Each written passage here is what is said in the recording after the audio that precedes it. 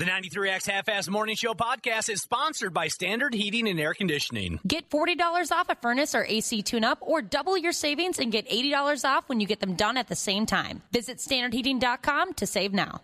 The 93X Half-Ass Morning Show. 93 3.1415. March 14th, it's National Pie Day. I love pie. Guys, what exactly does third base feel like? Like warm apple pie. Yeah? Yeah. Apple pie, huh? Uh-huh. Hey, pie. I know what you want. I saw you in that movie. You don't deserve to have sex with me. There is apple pie. Oh, yeah. Pumpkin pie. Yeah. Oh, yeah. Pretty good pie to The Rock. Yeah. And, of course, there is The Rock's all-time favorite, Poontang pie. Poontang pie! Check it out, Kurt. Look at this. And The Rock knows Poontang pie. I'm sure he does. Not that kind of pie. It is about math. Celebration of the mathematical pi that takes place on 3/14. Pi 3.14. You can't have a pie without Cool Whip. National Pie Day. Let's do this. Music has been taken out of this portion of the Half-Ass Morning Show podcast for licensing reasons. Well, damn, here's the deal. We're going to go ahead with this. So we welcome you to the 93X Half-Ass Morning Show on Pi Day, as in the mathematical gimmick. 3.14, and then you keep going from there.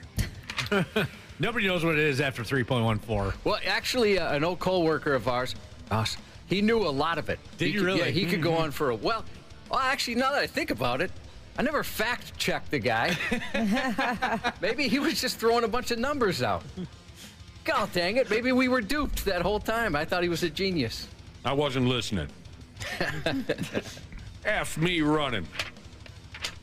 And here's Cubby dumping that old Motley Crue song on us.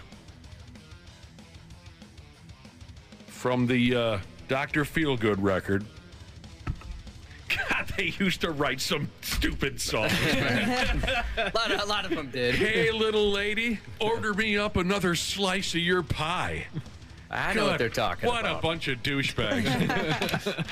I remember this record, though. It was everywhere. By God, it was. Well, you know, there's mixed reviews on not playing Cherry Pie from Warrant. I figured everyone would assume that's what we'd play. So I wanted to go a little deeper. I dig that. I do. And I thought about doing American Pie, but I couldn't find like a good heavy metal version. The old Don McLean record. And then there was a Kenny Chesney song about pie, and I figured I'd get hate texts on that. You just can't win sometimes. No. Hey, little lady over there, order me up another slice of your pie. Jace texted in and said, Pie Day. It's a crock of BS made up by big math to sell more math. I was tempted to go out and get me a math today. Yeah. Today would be the day. It's also National Ask a Question Day. Does anyone have any questions? Like maybe, what does the fox say? Or is a hot dog a sandwich? Anyone have any questions? Well, Ashley, a few people have had questions about whether or not you're still off marijuana. Yeah, I am. I actually checked the other day, and it was like 76 days. Good for you. What do you think that now? From when you started, what do you think the longest you've ever... You've tried to quit before, right? I quit for a whole year once. Okay, so you're not quite where you were at before, but you're on your way. Yeah, gonna get there. Nice work. Thank you. Yeah, I feel a lot better. My life has changed dramatically in a good way. So. And I must say, you've been on time every single day. Yeah, I know. That's a pretty cool win. Every single day you've been... Now, you could get here early, but you'll be here 5 on the nuts. Yeah, the other day I got wouldn't stopped. hurt you to show up a little early. It was like 2 or 3 days ago. I got stopped by the train on my way to work. And I was like... The one on Dana's mom? Yeah. How dare you know what? It's not even 6 a.m. yet. And I feel bad about it. I'd spread it around. But, Wapples already said before his mom doesn't like it. And I've had so much abuse over the years about my mom. I'm lashing out. It's your turn to dump it on the others. And thank you and your mother for being good sports about it. She finds it humorous. But yeah, I had a heart attack. I was like, oh, here we go. Luckily, it was like the shortest train in the history of trains, I'm pretty sure. It was like 4 cars. Shortest train in the history of trains. It's like, thank God. It's a pretty big statement. Also, come on. Why? Only poops while punched in. Jesus has a question on International Ask a Question Day. Why is it cheaper to buy a new printer than it is to buy printer ink? I've noticed that at times. Yeah, that's a very good That's question. a good point. I ended up getting a ink subscription because I know, but it's so much cheaper. I had to do it. Yeah, I go through a lot of that ink. That stuff is crazy expensive. If somebody said to me, Dana, there's somebody in your life that has an ink subscription, who do you think it is? Josh? Yep. Yeah, it's me. Yeah. Yeah, I had to. I couldn't believe how much we were spending on printer ink. I go through a lot of it myself, Cubby. This person said, oh no, our nemesis. Why does White Lion's cover of Radar Love suck so effing much? It doesn't suck. It's better than the original. It is a wonderful cover. I don't know. You'll get there. I don't know what I'd do without that dude. I know, it is. I love that he's always there looking to bust our balls about White Lion's cover of Radar Love. He's very good at throwing it in. Very good. The damn song is 35 years old at this point. The White Lion version, of course, not the Golden Earring. Do you want to try and answer some questions here on National Ask a Question Day? Trust me, you'll be helping a lot of people out if you're willing to try and answer some questions. I have a report in front of me.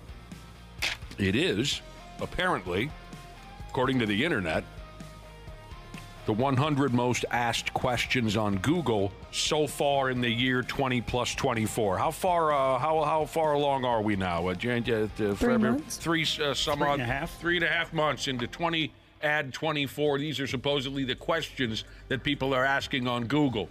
You want to see where we can go with this? Yeah. I'm good. Because I got it right here. A lot of it is, how does a grown person say this? Questions about measurements, ounces in a cup, gallons, and okay, so we're not going to cover any of that crap. There's a lot of that real simple, not that I know the answers to any of those things, but just like real basic stuff. I do that quite often. You look that up on the internet? That type of thing. Here, the top 10 real quick. Number 1 is what to watch. Folks are wondering what to watch on television, I guess. Yeah, everybody's like, watch. What's the new show? What do I need to be in on? I'm going 1 to 10 here. What to watch? What time is it? I feel like that's a question that can be answered by any device in which you're searching that on. What is my IP? What is an IP? Internet provider? No, protocol or what? Is it provider? I thought it was internet provider. 4, how many? How about we Google it? That's what I'm doing. What is my IP? Yeah, internet protocol. Yep. Okay. I'd ask what that means, but who cares? No, number 4, how many weeks in a year? 5 ounces in a cup. How many weeks in a year? How old are the people Googling that one? Yeah. Is it 48? That's right. Yep. As far as you know. Okay. As far as you know, it's 48. Number 5, ounces in a cup. 6, how many days until Christmas? 7, when is the Super Bowl? 8, when is Easter? 9, how to screenshot on Mac. I've looked up when Easter is a couple times already. I keep forgetting. I don't know when Easter is. March 31st this year. Yeah, it kind of moves around on you. Yeah, and number 10's kind of creepy. Number 10, as far as most asked questions on Google, number 10 is, who called me from this phone number? Oh, I've done that. Quite a bit. Yeah. It usually doesn't give me anything, but... Kind of reminds me of the old horror movies where someone calls the home phone and you don't know who it is, and who called me from this phone number? Yeah, if I see a local missed call, I'll Google the number, and you're right, Ashley, almost never does it give me. Usually what you find is people saying, who called me from this number? Yeah. Exactly. Sometimes I'll even Google the number as it's calling me. If I have my laptop in front of me, I will Google the number as it's ringing to see if I should answer it or not. I never thought to Google a phone number. I guess I never cared who it was that was on the other end of that unwanted call. Let me roll through a few more of these that I found interesting. When is Father's Day? Boy, it's a damn shame more folks don't respect their dads, right, Cubby? Yeah, I never know when Father's Day is. Yeah. As a father. I don't know when Father's Day is I know either. it's in June. Mm-hmm. Sometimes it's on my birthday. I didn't know that. Yeah, I was born on Father's Day. Get out of here. How to tie a tie. Definitely don't know how to do that. I know one way. You do? Yeah, just I don't know like all the fancy ways. I just know the one regular way. Yeah, good for you. You got most dudes beat on that. I'm the guy at the wedding who is in the hotel lobby trying to find somebody who can tie the tie for me. Or you just leave the tie tied. Yep. So you can just pull it over your Cinch head. it back up. Yep. I had a clip-on tie when I was a little kid. My parents got us a clip-on tie. Yep. I had that situation for a while. Well, now I disregard the idea of wearing a tie anywhere for any occasion. Most folks don't care if you come to their wedding or their funeral without a damn tie on. But when I was a young guy, I forgot what prompted me to go buy a tie. Must have been a wedding. I had no idea how to tie it up. My girlfriend at the time tied it around my neck for me, and like Wapple said, I left that effing thing tied, for the next 4 or 5 occasions. Just left it hanging on a doorknob, so I never had to try to do it myself. And then, like I said, I disregarded ties altogether, but it's a good idea. Once it's tied, leave the sumbitch. If you're going to an Easter service and you want to know every year when Easter is, overly optimistic Vikings fan Jesus has helped us out. He said, when's Easter? It's easy. It's the first Sunday after the first full moon of the vernal equinox. That's all you got to worry about right there. Well, yeah. I didn't remember that. I feel stupid. Yeah. Moms get disrespected as well on this list of the most asked questions on Google. When is Mother's Day? Now that opener. See that? There you go. That one I always have a rough idea. I have a general idea when it falls into play because I always remember as a kid going on fishing trips, the walleye opener. We would usually have to pull over somewheres on the side of the road and call our mother to wish her Happy Mother's Day. So I can tell you it's in May sometime, but that's as close as I can get. Further down the line here on these most asked questions on Google, what is TikTok? That's coming to an end or something? What's going on? Yeah, something like that. They're trying to get rid of it. Okay. Or either get rid of it or sell it to an American company. What are you going to do, you young people over there, if they get rid of TikTok? I never really used I haven't TikTok. been on it. Yeah, Well, don't go on it. I will get less texts from my wife of Great Dane videos, that's for sure. She'll switch to Instagram Reels, don't worry. You think so? Yeah. Those are better anyway, in my opinion. Mm-hmm. But the cool thing about like this TikTok ban or whatever is that on Twitter lately, a lot of the people I follow, there's like a tweet going around. It's like, oh, if TikTok gets banned, like what's your one video that like you'll never forget? And so like a lot of like the classic, really hilarious videos are coming back into circulation, and that's been fun. I miss Vine so much. So much. Vine was so cool. Bring Vine back. Yeah, it was like Snapchat. They were quick videos, but you could actually edit them and stuff. God, you had so much fun with those. If TikTok goes away, how am I going to know what to do to risk my life for social media fame? What bizarre medical advice am I going to take now from some random stranger on the internet? You'll have to make a couple of phone calls on that, Josh. This one grabbed my attention, and it's fairly high up on the list of the top 100 questions asked on Google so far in the year 20, then 24. It's fairly high up on the list, number 28. Why were chainsaws invented? Well, I got a couple answers to that. Number one, for horror movies. Yeah, there couldn't have been a massacre in Texas without the chainsaw. Or to turn tree stumps into penises. That's why chainsaws were invented. I think it's like a dark reason, and that's why people have looked it up so many times. Well, for something fun to do at the state fair, I love watching the chainsaw carving. You think the answer to why were chainsaws invented is a dark reason? Yeah, like something like about like women and giving birth, I'm pretty sure. What? Chainsaws? Are you sure it wasn't for trees? Do you know what a chainsaw is? Yeah, you don't make your ass raw? You know a chainsaw. Chainsaws were initially invented by two doctors. They were used to separate the mother's pelvic bones when they blocked the baby's descent into the birth canal. Are you serious? Is that for real? No, that cannot be right. Is that? Come on now. Seriously? That's what I always heard. Where and are that's you getting that information? I'm not sure what. Google? That's like the first thing that comes up on Google. Yeah. It's from CNET. Oh, for Christ's sake! Are you serious? Oh, my God. That's insane. I'd be so scared. How to lose weight fast made the list of the top questions asked on Google this year. Well, Crack Rocks will do it. Amputation, that's a good one. Here's a couple of back-to-back here. Numbers 34 and 35, they're a little bit concerning. Number 34, what is a woman? I'll tell you what, you don't want to know. You don't want to know. Next up, where am I? Anyone here ever Googled, where am I? No. How to delete an Instagram account? Uh-oh, you must have gone too far, huh? No coming back. God must delete it. Jesus. How do I delete all this? Number 50, right in the middle. How old is Taylor Swift?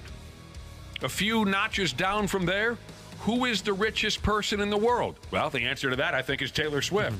Probably at this point. Probably. How old is Taylor Swift? 35? 35, 36. Number 58 on the top 100 damn questions asked on Google so far this year. What time does McDonald's stop serving breakfast? That is... Is it still 10:30? It depends, 10 or 11, right? Now, yeah. I love that it's that high up, that many people are wondering about that. It shows that there's still some good people around here. I feel like it's changed so many times because I thought it used to end at like 9 or 9:30 when I worked there. It's a troubling problem, isn't it, Wapple? Yeah. I miss all-day breakfast. Oh, that was the best. When you're craving an Egg McMuffin and you get there and you see that it's lunchtime, it is so crushing. Oh, 100%. Ask me about CrossFit. Jesus wants to ask you again, Ashley, on how to lose weight. How to lose weight? I guess, is this a joke or does he genuinely want to know? I don't know. Maybe he's heard it on a commercial. Wow! Are you sure you're off the weed? Go to mnfatloss.com today. You can lose 20 to 30 pounds in 60 days.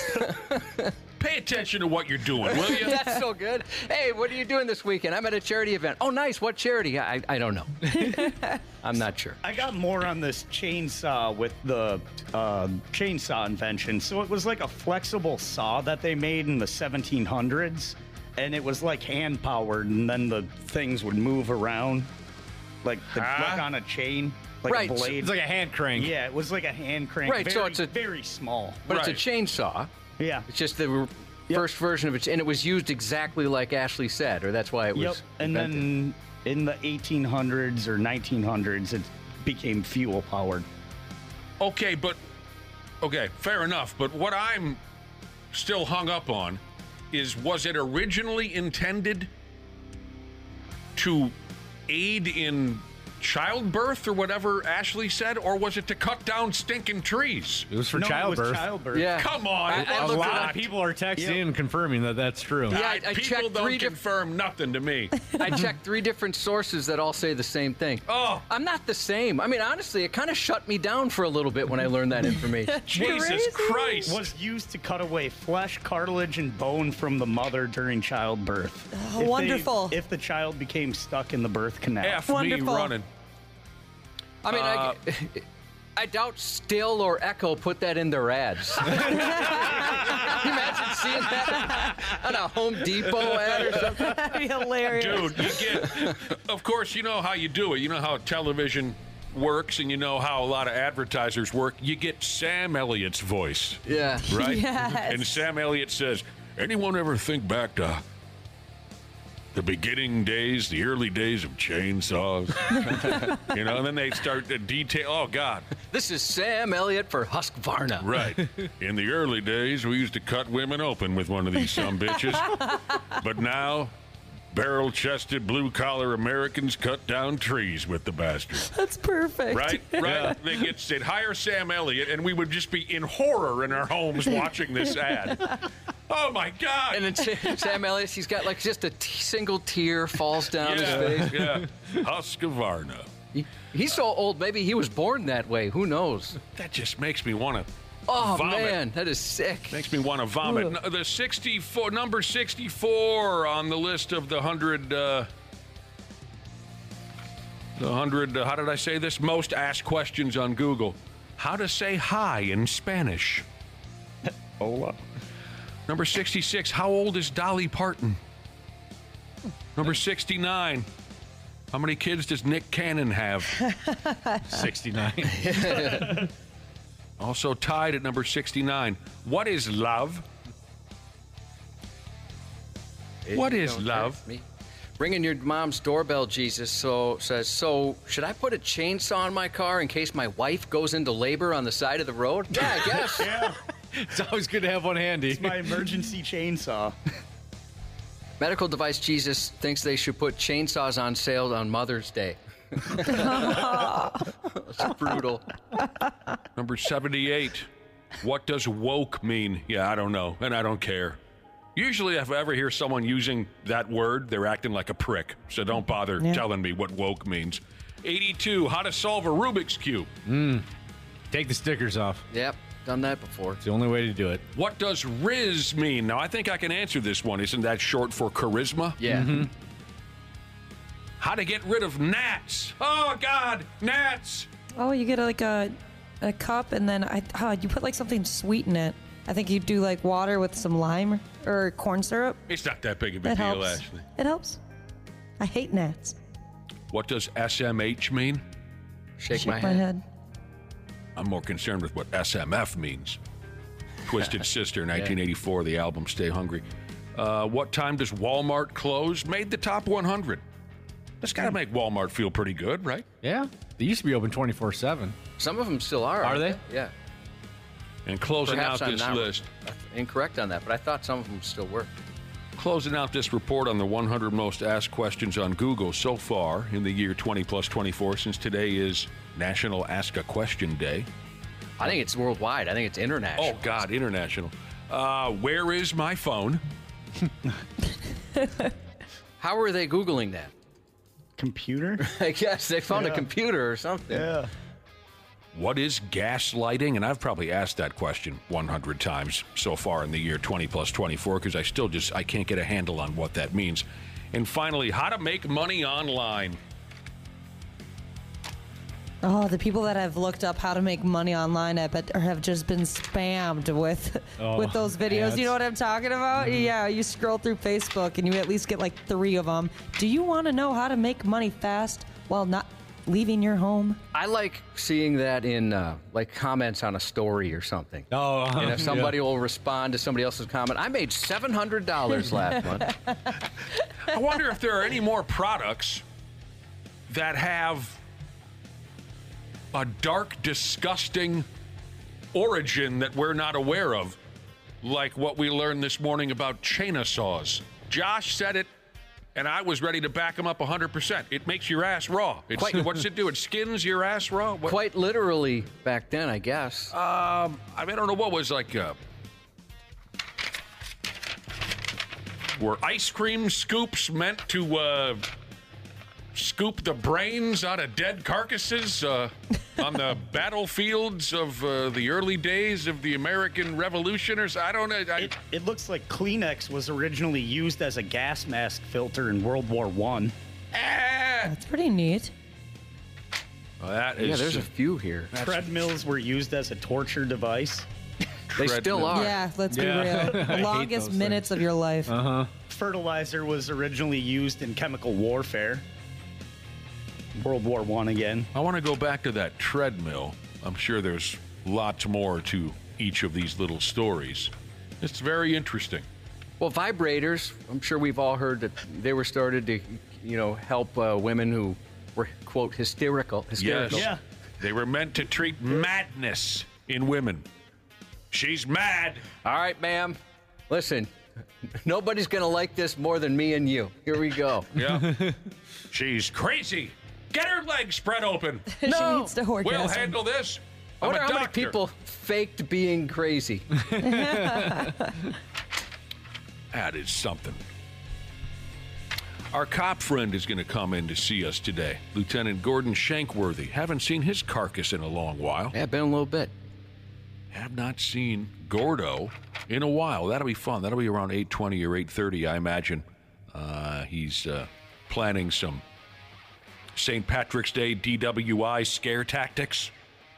Quite possibly. Yeah, he's going to tell us. He's going to tell us there's going to be cops every effing where from now through St. Patrick's Day. He's going to tell us not to screw around, which is good advice. Yeah. Yeah, usually he'll have that, or they'll have a recruitment campaign. Maybe there's a combination there.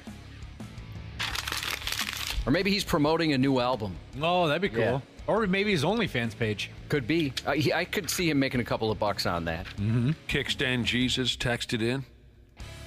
He has an answer to the question that we brought up a few minutes ago. One of the top 100 questions asked on Google so far in the year 20 plus 24. He has an answer to the question, how do you make money on the internet? Kickstand Jesus simply says, you got to show your beehole. Seems to be the fastest way these days. What a hell of a deal it's been so far, huh, Cubby? Yeah, we're getting texts here on some other dark beginnings to some everyday items.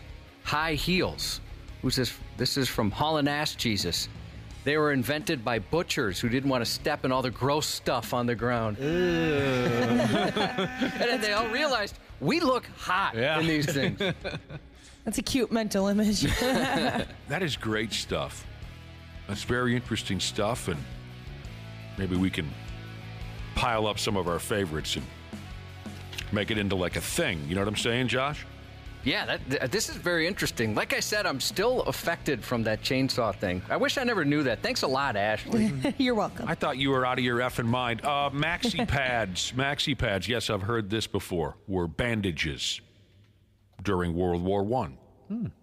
Yeah. They do. They do. Don't they still use tampons like as a field dressing? Yeah, I have heard that as well. I can't say that's 100% accurate. That is what definitely have heard it. I probably got the super ones. I just used one for a bloody nose when I was sick. You didn't have any Kleenex? No, I was in the shower and it just kept pouring and pouring and pouring. Oh, so I just stuck a tampon up there. It helped. Much more effective than a Kleenex, I bet. It helped. That's hot stuff. I never would have thought of that. Well, where I thought of it because I saw it in the movie She's the Man. Oh, yeah. I haven't seen that. The movie She's the Man. Yeah. Amanda Bynes becomes, she dresses like her brother and then gets on the soccer team. Right. Kicks ass. Right. How did you choose? Because I didn't realize this until maybe last year. Those packs have a bunch of different kinds. Yeah, different sizes. You just grabbed one that would fit a wapple nostril? Yeah, I just grabbed it and just whoop. I understand the convenience of it all. I just don't think I could bring myself to do that. You kind of do that already. With toilet paper. With Kleenex or toilet paper, yeah. Nick shoves toilet paper up his nose, but he doesn't have the string hanging down. Is that why you had really bad cramps a week or so ago? Yeah. What an unbelievable turn of events. Look, it's Thursday morning. We're happy to have you, but we got to take a break. We promise we'll be back in a few minutes on the Half-Assed Morning Show. Half-Assed Morning Show. They're loud. They lose control. They do their little circus act. They're a nuisance. 93X. Grace here, customer service rep at Standard Heating and Air Conditioning. Our customers are our top priority, whether that's providing same-day service or solving a cooling issue for that addition on your home. Ashley, tell our listeners about this month's AC specials. Get started on your spring cleaning checklist now. With the weather warming up, it's the perfect time to get your AC tuned up with Standard Heating and Air Conditioning. Get $40 off a furnace or AC tune-up, or double your savings and get $80 off when you get them done at the same time. Visit standardheating.com to save now. With the best all-inclusive vacation deals to Mexico and the Caribbean, booking your getaway with Cheap Caribbean Vacations means you have more freedom to do your deal. Whether you enjoy snorkeling, endless margaritas, and more, or simply soak up the sun and sand in a tropical paradise, Cheap Caribbean Vacations has your deal for that. Plan and book the exact getaway you want at exactly the right price for you by using our exclusive Budget Beach Finder, or find a featured all-inclusive package to Jamaica and do your deal at cheapcaribbean.com. Stupid news on the Half-Assed Morning Show. I was just saying a few minutes ago, be careful with that drinking and driving here as we get closer to St. Patrick's Day. They're looking for you. I mean, you should always be careful, but they're really going to be looking for you. As they should. Over the next 5, 6, 7, 8, 10, the next 5. Here's a DWI story that turned hilarious. 28-year-old fella down there in Nashville, Tennessee, by the name of Ross Colonna. He got pinched. a night or two ago while driving around town. Oh, I don't know if he was drunk. Yes, he was. He was driving around town drunk. Things went into the toilet right away for this guy. When the cops asked to see his, driver's license, he fumbled it. He fumbled his license while trying to pull it out of his wallet, and that caused him to yard sale all of the cards in his wallet all over his motor vehicle. Oh, no. That's already funny enough for me right there. Just pick, can we have your license, sir? And he just shoots the whole works all over the damn. I dig that. The cops did notice that he showed, other than that gong show, he showed other signs of impairment. They noticed he smelled like garbage and booze. And that's when this Ross went ahead and admitted that he had how many drinks? Who wants to guess? How many drinks did he admit having to the police? 1. Don't they always just say a couple? It's always he was, two. It's always 2. I was going to say, maybe he was honest. Maybe he said like 12. Josh is right. 2. Man. He said he had a grand total of 2.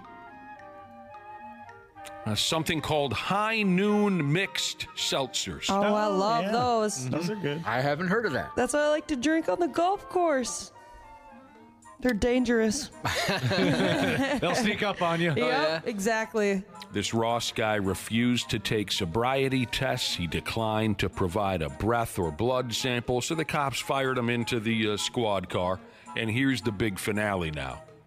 Cops searched his vehicle, and they found a digital scale with a powdery residue upon it. Digital scale, powdery residue. Well, it's probably just for baking, and that's probably like flour or sugar. Aha. Smart. When the cops asked the dude what gives with the scale and the white powder, he said, oh yeah, that's all part of a fantasy football punishment where he and his friends make it look like someone has drugs on them. Creative. Clever. I haven't heard that one before. Fantasy football. It's a punishment. Like the last place guy. We make it look like he's got drugs on him. I'm telling you, guys got to try it. You haven't heard of this? Despite that if only ridiculous... there was a way to figure out if it was drugs. Right. You could volunteer for that, I'd imagine. No, they'd easily figure that out. Despite his answer, his next stop was the county lockup. So long, sucker. I think people should try that for anything they get in trouble for. Yeah, sorry, fantasy football punishment. That's why I cheated on my wife. Yeah. That is pretty good stuff. I'd like to play another guessing game with Ashley and Wapple and Dana over there. So here we go. Wake up, for Christ's sake. So, a couple of crooks are running down the street swinging a knife in New York City. Very dramatic stuff. What product or item did they just make off with? Ashley, Dana, Wapple. 2 crooks running down the street. They got a knife. And they're running away from the scene of the crime. What product did they just snatch? Designer butt plugs. Ooh. Our first guess from Dana is butt plugs, specifically designer the brand. Fancy kind. Yeah. The ones with the fancy logo on them. With a tail, maybe. Ashley. I'm going to say electronics.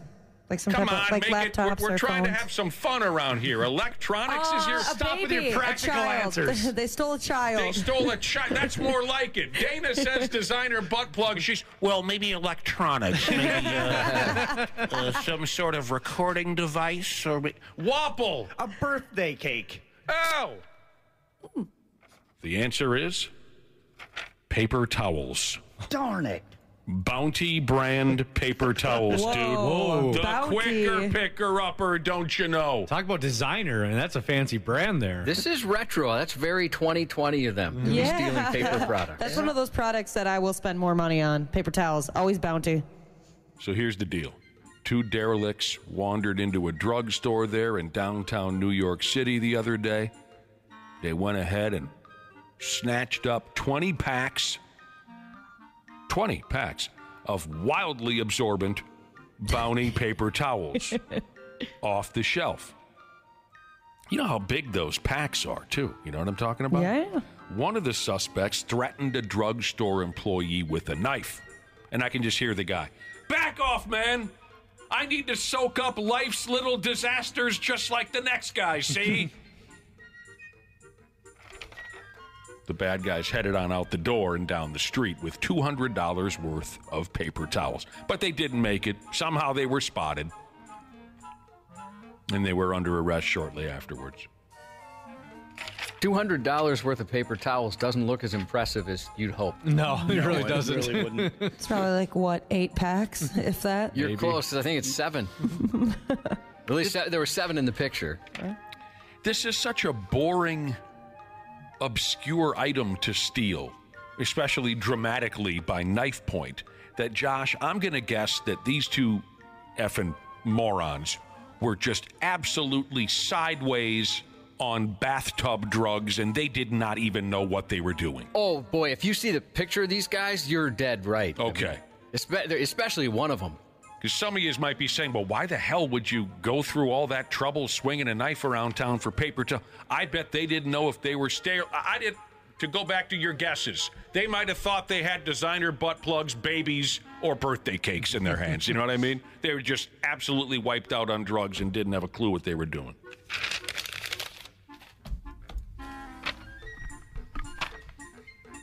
Now, here's a story, by God.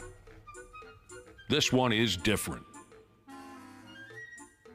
And it's a total mess. This story is a mess. There's too much going on. I'll try to dump the good stuff on you. It's all being told in court. So, again, I'll do my best. 2 jagoffs in Georgia are in deep, deep trouble. First off, they blew up a lady's house. Just blew it up. But that ain't it. They also had plans to scalp that same lady and then feed her young daughter to a python. Oh, boy. Were these guys writing a screenplay? Sounds like something you'd come up with in a writer's room. The 2 jagoffs, who are in their 30s, they go by the name of Stephen Glosser and Caleb Kinsey. These are the guys. So this lady that they went after, one of the 2 jagoffs met her on a dating app. And the date didn't go well, so they had to take revenge on her, right? Oh, of course. That's how you do it as a grown person in your 30s. That's the only way to handle rejection. Mm-hmm. Like a 10-year-old. They have to get revenge on this gal who did not fall head over heels in love with one of these 2 jagoffs. They dedicated all of their time to this lady for over a year. They stalked her. Oh. They put her under surveillance. And then let me tell you more about these plans that I mentioned a minute ago. These 2 pukes. They made plans to shoot arrows into the front door of the lady's house.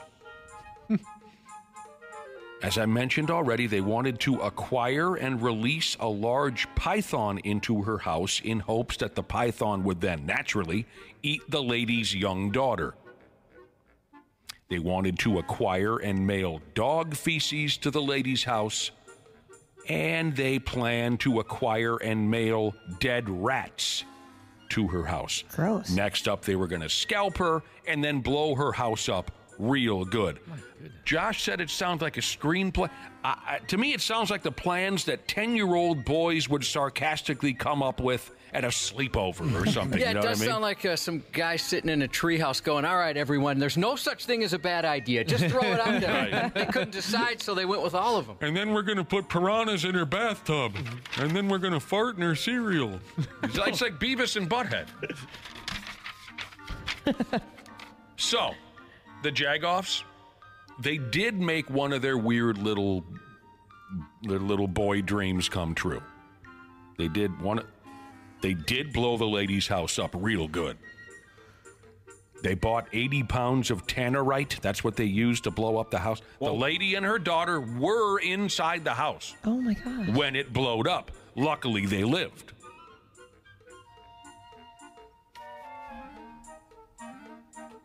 And the story here mentions 20 years in prison or so. Good. For the Jagoff brothers. Good. I don't think they should get out ever. These guys that's insane. Yeah, like I said, that's different. It's always weird to me how you could have something that diabolical, stupid, crazy, and then find a partner. Yeah. Good point. Somebody that also wants to be in on it. Well, you got to have someone to bounce ideas on and off of. You know what I'm saying? I suppose. It's just, I mean, nowadays, obviously, crazy people can get together easier with the internet. Mm-hmm. Where before, it'd be a little tougher just to walk into a public place and find an equal level psycho. Uh-huh. Now you can just go on a website called Equal Level Psycho or something and find like-minded morons. Yeah, it is fascinating, Josh, that, these two were partners in crime. It wasn't just one lunatic. For Pete's sake, there's two of them, and they're in the same town. I mean, there's even times where I think, oh, boy, I'm kind of interested in seeing that musical. I wonder if I could ask a friend, and I don't because I'm afraid they're going to think I'm a crazy person. I wouldn't even do that. I like picturing these two bouncing the ideas off of each other, I was thinking maybe we'd get a python. Well, why would we want a python? We put it in her house and then it eats her daughter. I see where you're going with that now. That's good. That's good. First thing we need to do is train the python. Give it a thirst for babies. Do you know how to shoot a bow and arrow? Why? We can shoot some arrows at her front door. I mean, they did kind of look around and find all the cool things they had in their garage. I mean, honestly, you got some fun with arrows and tannerite. And a python? That sounds great. I saw on the internet that you can mail dog feces. Should we send some of that to her house? Yeah, all right. Just don't shoot the arrows at the door when I'm delivering the dog feces. Oh, okay. Yeah, it's just it's a beautiful thing. Here we go, Josh. In South Carolina, a 27-year-old gal was arrested for allegedly doing topless jumping jacks in her front yard. If she's your neighbor, Cubby, how long do you give her to cut that out before you call the authorities? The rest of the week. Yeah. I'm going to keep an eye on this situation. I'm not going to call the cops yet, but I'm just going to monitor it every day from my window. My neck would be sore from it going up and down, following along what was going on. Yeah, a 27-year-old gal in South Carolina. She was arrested for allegedly doing topless jumping jacks in her front yard. Jumping jack flash. How about that, huh? Alexis Harnett is the topless gal's name. Back on March 2nd, someone in the neighborhood told police that they saw Alexis in her front yard screaming and doing, quote, what appeared to be topless jumping jacks. Ladies, does it hurt your feelings when you do topless jumping jacks, but the neighbors look out the window and aren't sure if you're really topless? Yeah, that would hurt my feelings. Speaking of hurt, I'd imagine that's very uncomfortable. Yeah, that was my first thought. Oh, I would think you'd want a sports bra. That would be so painful. Some athletic tape or something to keep them in their place. Ouch. Do you do jumping jacks ever with all your working out and whatnot? Every once in a while. I don't think they're very good for like your bones. Oh, I really? think they're like bad on your knees. Oh, so I try not to do them so much. I try it sometimes and I suck at it. Yeah. I don't have very much flexibility. And the coordination is totally off when I tried to do them too. The other day, Josh, I was going to do some jumping jacks, and I've always, like, since I was younger, I remember somebody told me that I did them wrong because you're supposed to, like, I don't know, when you have your hands closed, are your legs supposed to be open and all that? And I Googled. I was like, how to do a proper jumping jack. I was like, I don't want to look like an idiot in public. Well, first things first. I gotta get involved in this. We're all way too old to be doing jumping jacks. That's what we did in second grade gym. What the hell, Cubby? You know how to do a jumping jack. Oh, I mean, I know how to do one, but I'm not flexible enough where I think it probably doesn't look right. Flexible enough? Like I can't get my arms straight up above my shoulders very well. I think it's just these friggin' awesome lats. Yeah, you guys can say your lats are jacked, bro. That is, that's fascinating to me. That you can't execute a proper jumping jack. All right, back to this topless lady. By the way, ladies are checking in saying that jumping jacks are painful and they can't imagine doing it braless. Yeah. This topless lady, Alexis, she was arrested, charged with 1 count of obscene exposure. She and her boyfriend lived together, and it sounds like the two of them are just garbage. I know we were having fun with the topless stuff, but these people are garbage. Alexis is due back in court later this month on an unrelated third-degree assault and battery charge. Apparently, Alexis has a track record of harassing her neighbors. She and her boyfriend, a guy named Warden Butler. Warden is the first name. I guess you know you're in the South when you find a guy named Warden. They're also accused of burning a cross in their neighborhood, so these people are unwell. But I'm guessing they think they've got all the answers. That's why she had the cops called on her. Otherwise, like you said, people be giving her a week or two to knock that off. That's because she's a psycho and apparently a racist. They're done with it. A constant problem, yeah. Ain't that a shame? This gal and her dumbbell-looking boyfriend took all the fun out of a story about topless jumping jacks. That's a shame. They ruined it. We're getting text saying the Marines do jumping jacks. Oh. Yeah, I bet they know how to do them. Heck yeah. Unlike us idiots. What is going on? What did dude Jesus said last time he did jumping jacks? He got diarrhea everywhere. Oh, he shook things up too much. Oh, I hope it was at a gym and not just like in your house. I feel for you, man. The workout class ended early. Oh, how come? A guy got diarrhea doing jumping jacks. That was the last time he's done jumping jacks. Yeah, you don't come back from that. Nope. Now, this here, next up, this is one of those stories where I just don't understand what's going on at all. I don't understand what I'm saying. And even if I did, I can't imagine how people get ideas like this in their heads. This is just beyond me, as they say, beyond me. But, of course, I'll go ahead anyway. An 80-year-old Montana man has pleaded guilty in court to 2 felonies. Federal prosecutors say this old-timer was involved in a scheme to create... This is where I get completely lost. He was involved in a scheme to create a massive hybrid sheep species to be sold and hunted as trophies. Do you see what I mean? You want to do what? For what reason? In a million years, I could never come up with something that cool. Prosecutors say that in a plot that began more than a decade ago, Arthur Schubarth illegally imported sheep parts from Central Asia to launch a cloning operation. And I'm confused again, even though this is like the 3rd time I've read this. I'm just going to read what's in front of me. No editing. You can't edit what you don't understand, so here we go. A lab used the sheep parts from Kyrgyzstan, by the way, to create cloned embryos of Marco Polo Argali sheep, which are protected under endangered species laws and prohibited in Montana. The mountain sheep are the largest in the world. They can average around 300 pounds. Their horn span is 5 feet. He owns a big ranch, this Schubarth guy.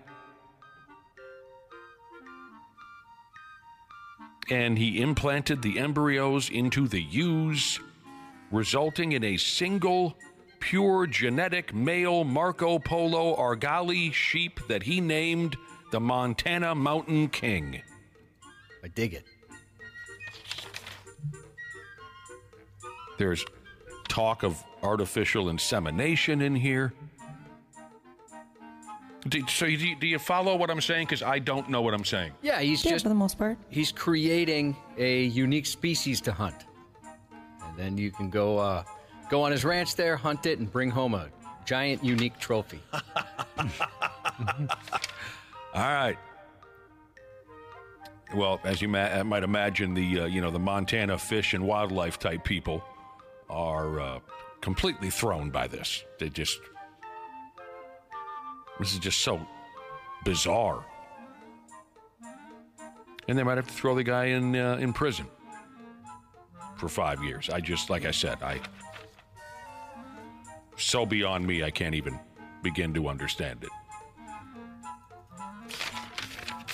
Don't you, Dana, have a rich history in your family of breeding sheep for mates? Yes. Yeah, I thought so. Yes. Goes long, way back. Generations. Now, I also know nothing about trees. Do we have a certain kind of tree around here called a Callery pear tree?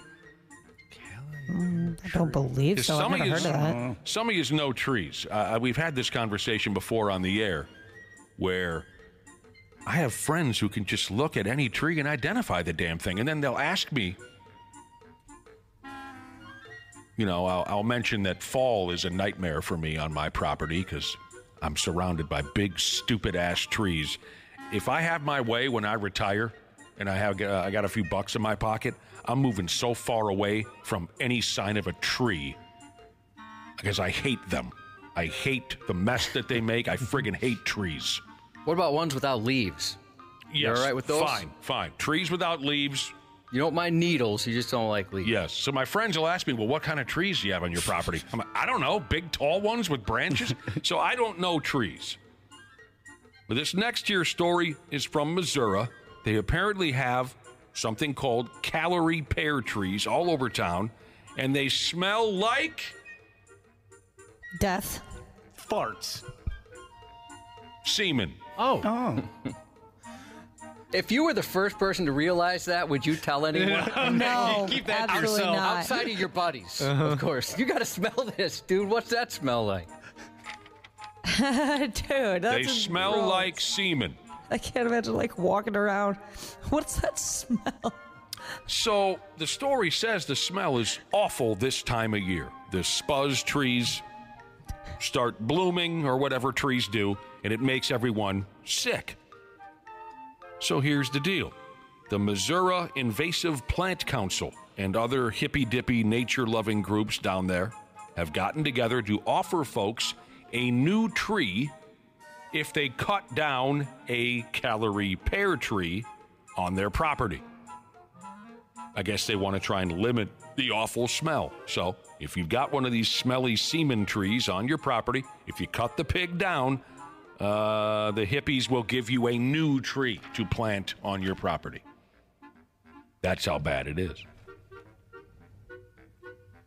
Wouldn't that be something? You're afraid to open your windows in spring because of that scent. It smells like the ocean, but I'm nowhere near. You're like living next to Dana's sheep farm. So much semen. So those who go ahead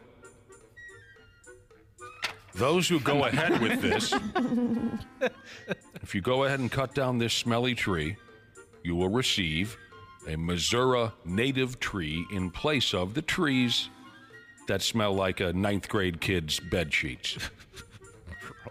They say the jid trees are pretty to... Who just said gross? I did. The guy who just said so much semen. Well, you mentioned a 9th grader. They say the jid trees are pretty to look at, but the smell is overwhelming. It's like a... Josh, it's like it smells like a 1988 Poison tour bus. Oh, I can't even imagine how bad that was. They say the trees smell like Angela White's laundry basket. Oh.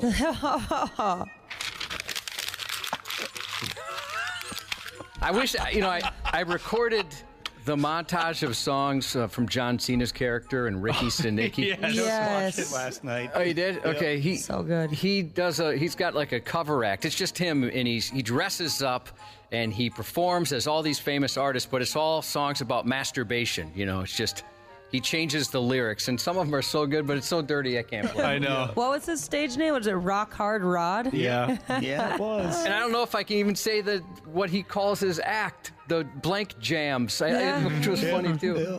That part did get me. Yeah, that part was great. This is a current movie starring John Cena? Yeah, it just came out last week, and yeah, he's this artist that does that. It's pretty good. I usually don't like movies that he's in, but this one was, gosh, it was really good. I recommend it highly. You can, maybe, I don't know if we can post it or not, but on YouTube, if you search the jams, I don't know if I can say it, but you can find the whole thing on YouTube. It's pretty funny. All right, John Cena, huh? People are texting in saying that there are other items that smell like ejaculate. Brie cheese, people are saying smells like. Oh, I've never noticed that, and I love brie. Yeah, me too. I don't cross paths with either. Maybe I haven't been smelling the right stuff. I don't know. Brie cheese, they say. Sports on the 93X Half-Assed Morning Show. Authorities in Massachusetts recently arrested a man who allegedly tried to rob an adult store after yelling at him, "Come out with your other hand up." That's right. Authorities in Massachusetts recently arrested a man who allegedly tried to rob an adult store, and easily, because he had his own handcuffs. Not a lot to discuss here with this particular sports break. Plenty happening tonight. I can tell you this, the Ladies Pro Hockey Club won at home last night 4-rip. They shut out the Boston Club. They're on a 3-game win streak. Goaltender Nicole Hensley earned her first shutout of the season. Stopped 20 shots. That's the third time they've shut a club out this year. Ladies Hockey Club, they won at home. The Pigs and Ducks play tonight at the X. And if you're not going down to the rink, they're going to televise that sumbitch at 7 o'clock on Valley Sports North. Golden Gopher Dudes basketball plays their very first game in the men's Big Ten tournament today down there at Target Center. They take on friggin' Michigan State, 11 o'clock. 11 o'clock in the morning. Terrible. Yeah, that's brutal. That'll be televised on, that's when I'm asleep. The Big Ten Network is going to televise that. They'll have games going all day long.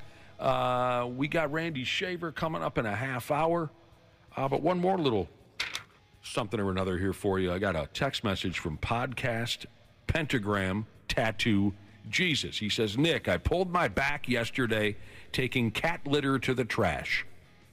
Any advice from you or Josh? You two have been carrying your radio station for 25 years. You must know something about back pain. For Pete's sake. You know what helps, Josh? I'm not trying not to speak for both of us, but I'll tell you what helps that kind of back pain. A paycheck with a lot of digits, bro. Yeah! A lot of digits. It's private information. I won't tell you how many. That's personal information. It would take too long, wouldn't it? It would take too long. It's like it's Pi Day. It'd be just like that if you run the numbers. Same thing. Josh's news is coming up. Half-Assed Morning Show. They're loud, they lose control, they do their little circus act, they're a nuisance. 93X. Grace here, customer service rep at Standard Heating and Air Conditioning. Our customers are our top priority, whether that's providing same-day service or solving a cooling issue for that addition on your home. Ashley, tell our listeners about this month's AC specials. Get started on your spring cleaning checklist now. With the weather warming up, it's the perfect time to get your AC tuned up with Standard Heating and Air Conditioning. Get $40 off a furnace or AC tune-up, or double your savings and get $80 off when you get them done at the same time. Visit standardheating.com to save now. With the best all-inclusive vacation deals to Mexico and the Caribbean, booking your getaway with cheap Caribbean vacations means you have more freedom to do your deal. Whether you enjoy snorkeling, endless margaritas, and more, or simply soak up the sun and sand in a tropical paradise, Cheap Caribbean Vacations has your deal for that. Plan and book the exact getaway you want at exactly the right price for you by using our exclusive Budget Beach Finder, or find a featured all-inclusive package to Jamaica and do your deal at cheapcaribbean.com. Half-Assed Morning Show. 93X. An attempted murder investigation was initiated after a Mililani female reported that a male had pointed a firearm at her before throwing a liquid on her, causing her skin and clothes to burn. While in jail for allegedly throwing acid on his ex-girlfriend, a 21-year-old Hawaii man convinced his cellmate to carry out a similar attack on a random person so it would cast doubt on his guilt. The first attack occurred April 7th last year. A woman outside a Honolulu fitness center reported a man threw a liquid that caused burns on her face, shoulder, back, and legs. 2 weeks later, police arrested 21-year-old Paul Cameron, the ex-boyfriend of the victim. While in the Oahu Community Corrections Center, Cameron befriended a fellow inmate named Sebastian Makwan. Cameron instructed Makwan on how to carry out an acid attack on a random person. The purpose of the random attack was to cast doubt on Cameron as a suspect in the Mililani attack. Oh, sure. In exchange, Cameron arranged for bail for Makwan so that Makwan could be released.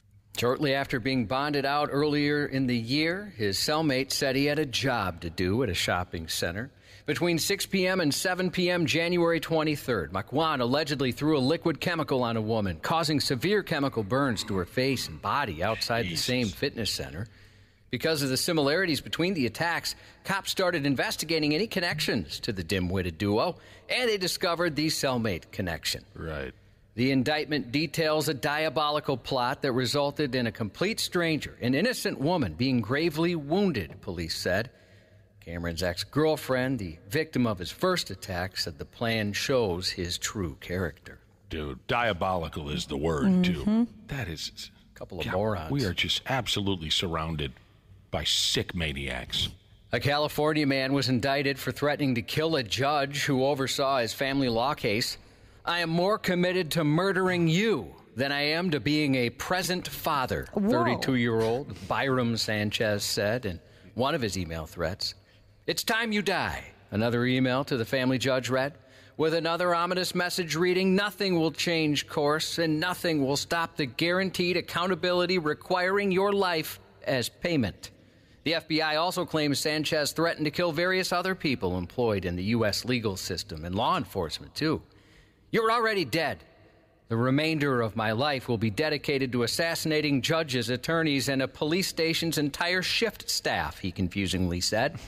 The family law matter that appeared to have upset the man so much is not directly spelled out in the charging documents. However, the issue appears to do with child custody.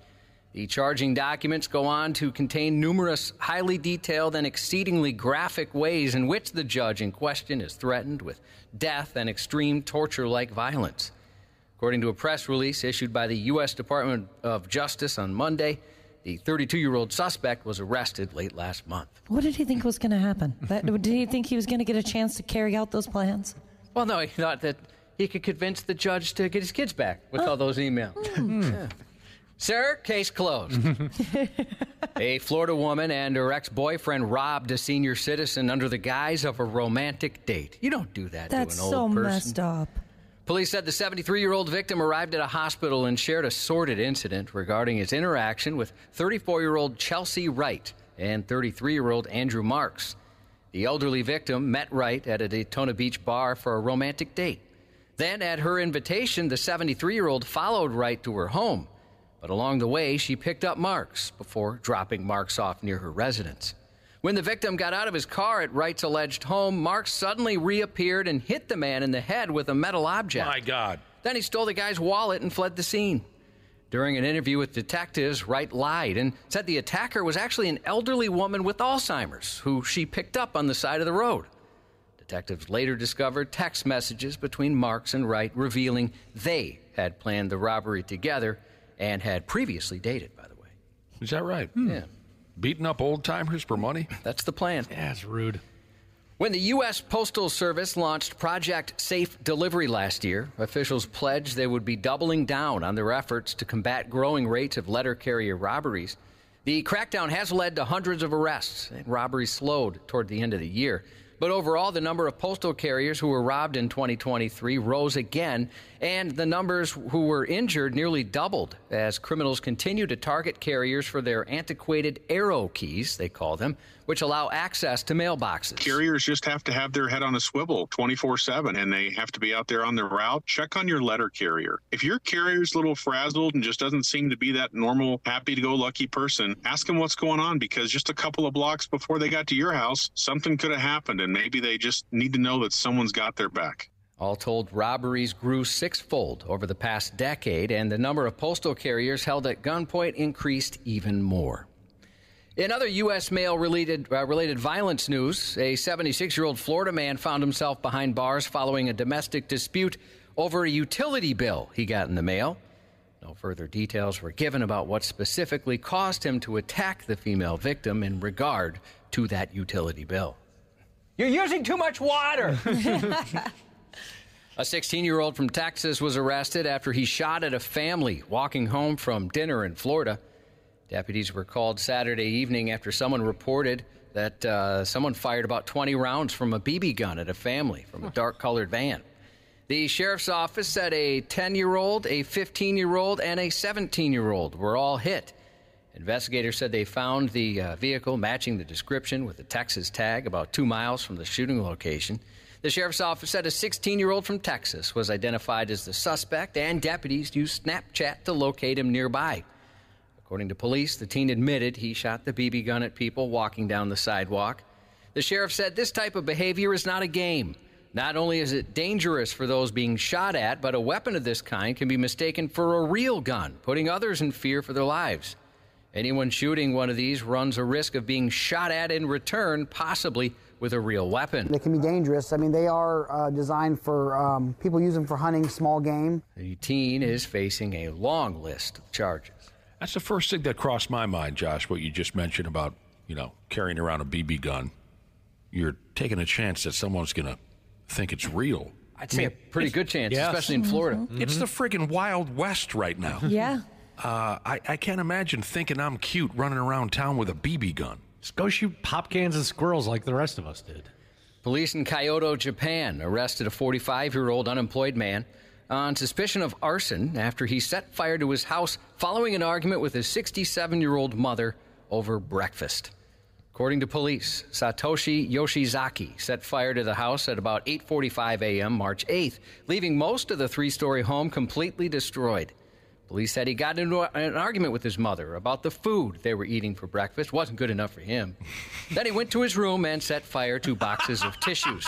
Oh, gross, tissues at Mom's house. Yoshizaki was taken to a hospital suffering from smoke inhalation. Luckily, his mother wasn't injured. Oh, he burned himself up, didn't he? Smoke inhalation. Oh, okay. He messed himself up. Mom was fine, house not. And here in the States, flames damaged a North Carolina business Tuesday. A business called Friendly Extinguisher Services and Sales, LLC. The irony not lost on officials who oversaw suppression efforts there. The fire chief said the fact the blaze broke out at a fire extinguisher supplier was fortuitous from the standpoint of the owner, having multiple resources at his disposal. He emptied 2 10-pound fire extinguishers in an effort to put out the flames, which unfortunately had gotten too far into the walls to allow that to happen. He made a valiant effort, the chief said. No injuries resulted to either fire personnel or civilians from the blaze, which has been ruled accidental in nature. Yeah, that sucks. Anybody Kind here of embarrassing. ever use a fire extinguisher? Yeah, I did, but it was for joy, not for... I was going to say the same thing, not for a fire. It was pretty cool. I remember it being really awesome, and then when it was done, I was like, all right, we did that, now what? Yeah, you got to clean it up. I deep-throated the contents of a fire extinguisher thanks to a buddy of mine in high school. We went to see a high school basketball game. I had to duck into the John when we walked in, and when I walked out, my friend was waiting for me with a fully loaded fire extinguisher. Hit me right in the friggin' mug. That can't be good for you. No, hell no, it wasn't good for me. I couldn't see or breathe for about 15 minutes, but, we had a lot of laughs. I only got to shoot the one that, shot the yellow foam, so it wasn't that fun. It really didn't have much pressure or anything. This is the same buddy who maced me a few years later, too, so... It's good to have nice friends. We had good times. Two men fighting in a car ultimately led to them crashing into a Coon Rapids townhome complex with a shot then fired at the scene. The victim said he was driving when he and his passenger had an altercation in the vehicle. During that altercation, the vehicle crashed into the townhome complex, causing significant damage to 2 units. Witnesses at the scene said the passenger then fired a gun, but luckily missed. The driver was hospitalized with minor injuries from the fight and crash. The passenger who fled was found a short time later and arrested.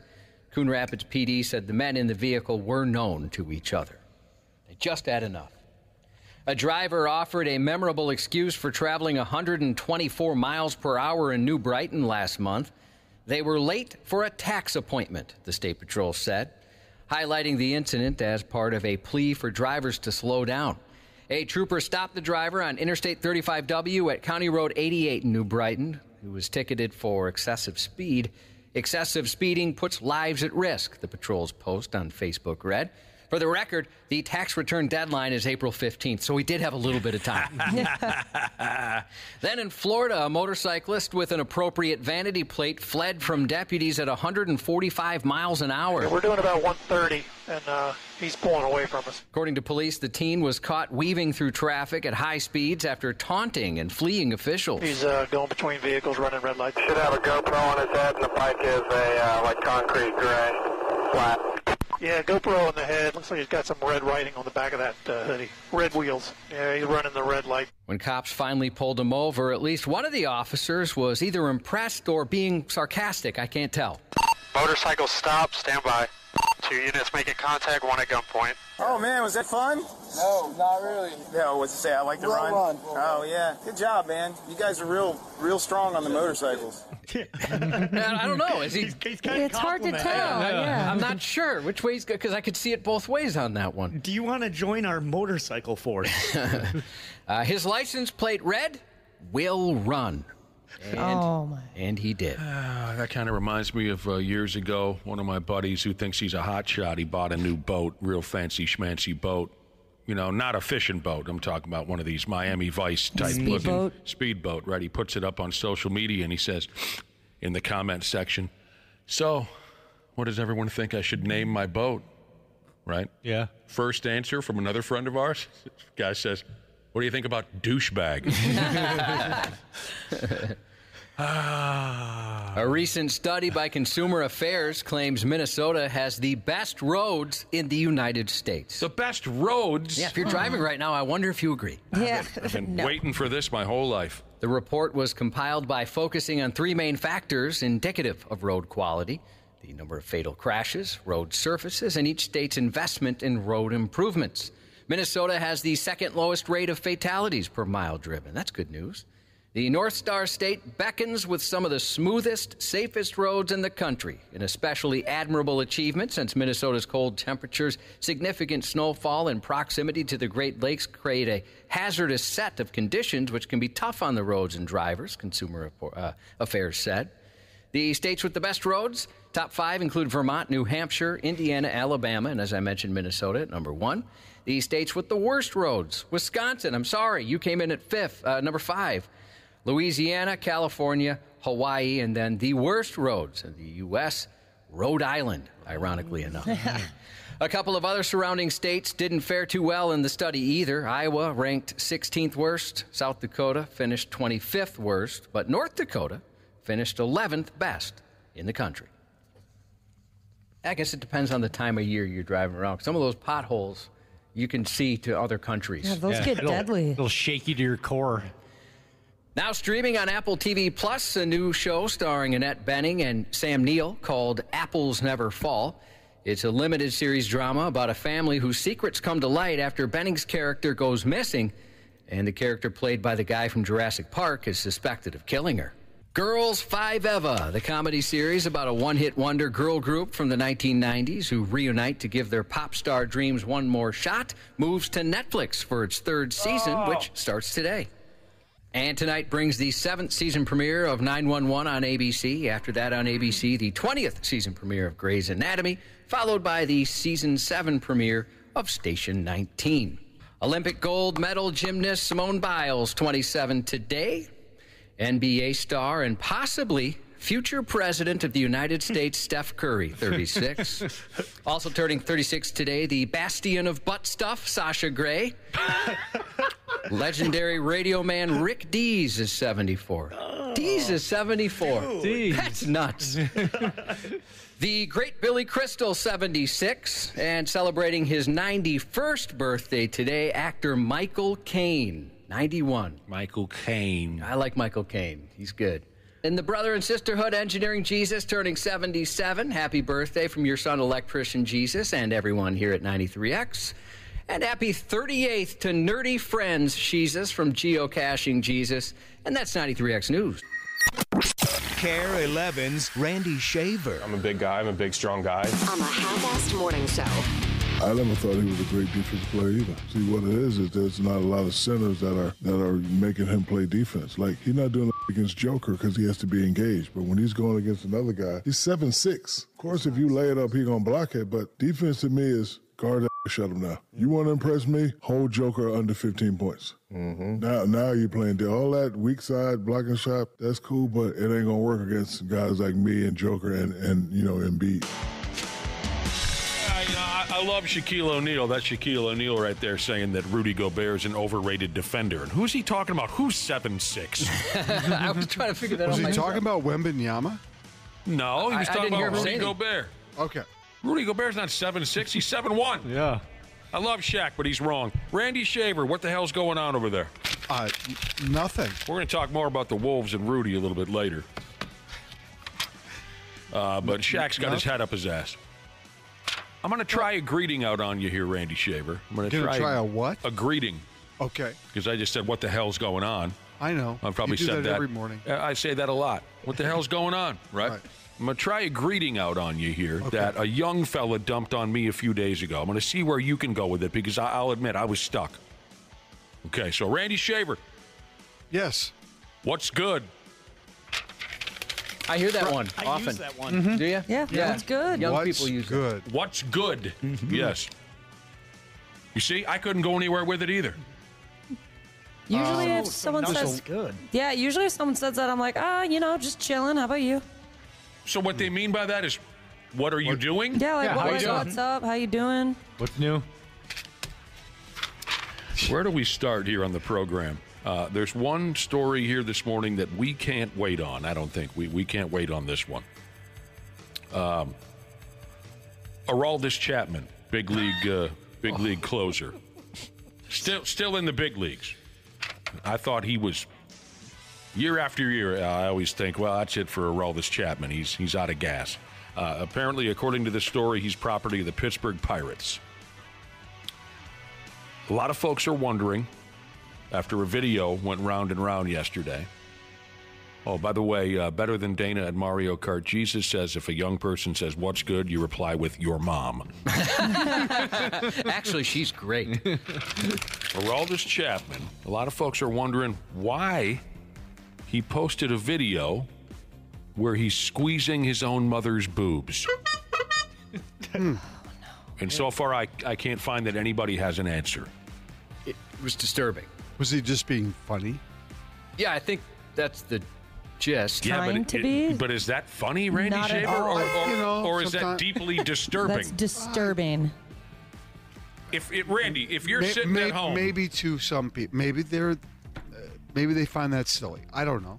Randy I'm just Shaver, guessing. If you're sitting at home and I send you a video or I post a video, however a grown person does that because I have no idea, you see a video online of me playing with my mother's chest, you're going to never talk to me again, right? Oh, that's not true.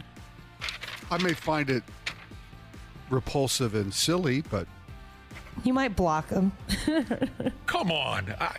Yeah, that one was unsettling. It was. I'm going to go ahead and say it. If any of you post a video where you're playing with your mother's breasts, I'm never talking to you again. I understand. I turned down breastfeeding as an infant. That's how much I didn't want to have anything to do with my mom's breast.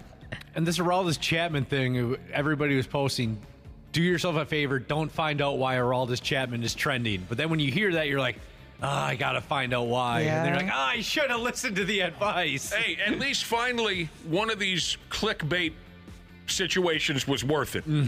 Because this is out of this world. in my opinion. He put a video on Instagram. He's lying on a couch with an older woman, and he's squeezing her boobs. And it's his damn mother. Yeah. No. Maybe they have a close relationship. I'm going to say they do. And a similar sense of humor. Good God, this just makes me sick. It says here, I guess it depends on who you are if you find this even weirder. But it says what makes the video even weirder is that they say there's a third party behind the camera. So there's a... Yeah, someone's got to be filming it. Someone's filming it for them. And the story goes on to say it's not the first time Araldis has been handsy with his mother. Someone posted a picture of the two of them together from a while back, and his hand is on her ass. Well, there was also one where he was kind of resting right on her chest, too. Another photo, just hanging out there. He was breastfed until like 13, wasn't he? One of those kids. Nobody knows what's going on here, and it's frightening. I take it he has not explained it. He has not said anything, as far as I know. How do you explain that? Oh, man. I don't even know. I'm sure there's a logical explanation. Okay. I'd love to hear it. Yeah. We would I'm all ears. Well, I lost a fantasy football bet. Had to honk my mom's boobs. We would all love to hear that explanation. That is something. He has always struck me as a little odd, Araldis Chapman. You know how you can look at someone and you kind of get a read that maybe they're a little off? Sure. Yeah. I've gotten that vibe from him from the get-go. All right. This person says, that's terrible what he's doing to his mom. Is she hot? I mean, what does she look like? That reminds me of, I don't know, a while back we had one of those conversations about when, you're a young person, you walk in on your parents having sex, or you find naked pictures of your... We've had those conversations up. Always a lot of laughs. Josh, tell me if I'm headed in the right direction. There was a listener who said he found a VHS tape of his dad having sex with random women. It was like a full, I don't know, what did VHS tapes used to be, back in the day, like 6 hours, right? Mm-hmm. It was this whole tape of his dad banging random women, and he said, I was disgusted. After 45 minutes, an hour, I turned it off. And then another baseball-related story got me aggravated.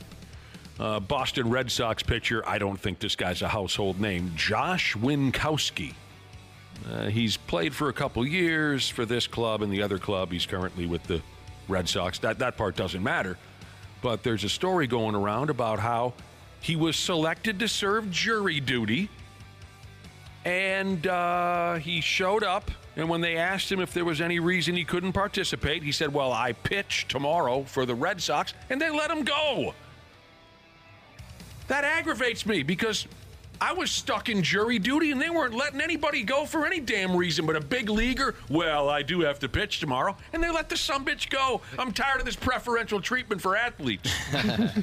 Any of us ever, the jury duty thing, am I the only one who's been stuck in that situation? I have never been summoned. Never. I got called, or, I got the letter in the mail once, but I had just moved to a different county. So they said, don't worry about it. Oh, nice. I mean, it was like the same week I got it. A buddy of mine just found out he's got to start jury duty on Monday. He starts a new job on Monday, so he's a little stressed about that. That sucks. I'm telling you, if you haven't experienced jury duty yet, just wait. Because, man, it sucks. You've never been, Randy? I have, yes. And did it suck? Well, I never served on a jury because once they started the question process, they realized that I was in the media, and they said, no, you're okay, out. Here we go again. Trust me, I told them, not that I feel like I'm special or anything, but I was trying anything to get out of there. Sure. And when they gave me the form where they, there's a question in there, is there any reason why you can't perform I said, I wrote down, I'm on a radio morning show every effing day. So they let you go. Yeah, I've told this story, I think, on the radio. I don't remember. I apologize. So I was questioned for a case, and I can't remember all the particulars. But anyway, this man was accused of something. And I was part of they brought 20 of us into the room, and the lawyers questioned you, and they tossed me out. And so then you go back down into the pool, waiting to see if there's something else they're going to use you for. But when the day ended that day, and it kind of ended right near after that experience, I'm over the Hennepin County Government Center, and I'm walking across the Skyway to the parking ramp and waiting for the elevator at the parking ramp to get up to the floor. There's the guy that was on trial. And he turned around and goes, dude, I listen to you every morning on 93. And I was like, oh, my God. Oh, that was just obviously false accused then. Falsely accused. How did I forget that story? That was bizarre. That's a great story. So I was like, I got in the car and I was just like, took a deep breath, like, oh, my God, that was crazy. Now you know what our audience is made up of. The dude who was accused of something terrible, he says, hey, man, I listen to you every morning. Right. Tell Nick and Josh I said, hey. I mean, I'm sorry I blew up, but that pisses me off that a effing big leaguer just gets to walk the hell out of there because he's a big shot. Maybe the guy was the judge was a Red Sox, or the lawyer was a Red Sox fan and wanted to make sure he made his start. Because I never got as far as to be selected for a jury, but I had to sit there for 3-4 days, and it just I think blows. it's different. I think it's different now. I don't know if you have to sit there anymore. Well, this was only, a year ago or something, Josh? Yeah. Right around this time, I think. God, I hated it. I can't remember. Did they feed you at all? How did that work out? No. You're on your own on that? Yeah, but I often wonder. You can't leave. I mean, you're stuck there. Yeah, if you go down, they give you an hour off to wander around, go find something to eat. I often wonder, like, people who get on those cases, that'll end up on television or something, these big cases, and they have to be there for months and they're sequestered. How do you do that? Yeah, I don't know. I mean, that's got to be really difficult. Your employer must be very sympathetic. There's some kind of... the employer can't do anything about that. Yeah, they can't get rid of you. If you're called to jury duty, you are excused from your work. That's just the way it is. God, it would be so boring to, like Josh said, if you're on it for months, to go back to a hotel room, no TV, nothing to do. No internet? Yeah. Oh. Do you think everyone really follows those rules? No. Probably not. There's no doubt in my mind that people don't follow those rules. I think I would probably go against the rules just in hopes that someone would find me out and throw me off the jury. You see what I'm saying? Why are you so tired? I was staying up all night thinking about how cool grand larceny is. All right, you want me on the jury? I mean, one of my favorite jury duty stories was a good friend of mine. And boy, he went through it too. It was every day for weeks, sitting there doing nothing. And then they finally called his ass in. And when he walked into the room, there's both lawyers and the accused, and it was a DWI situation.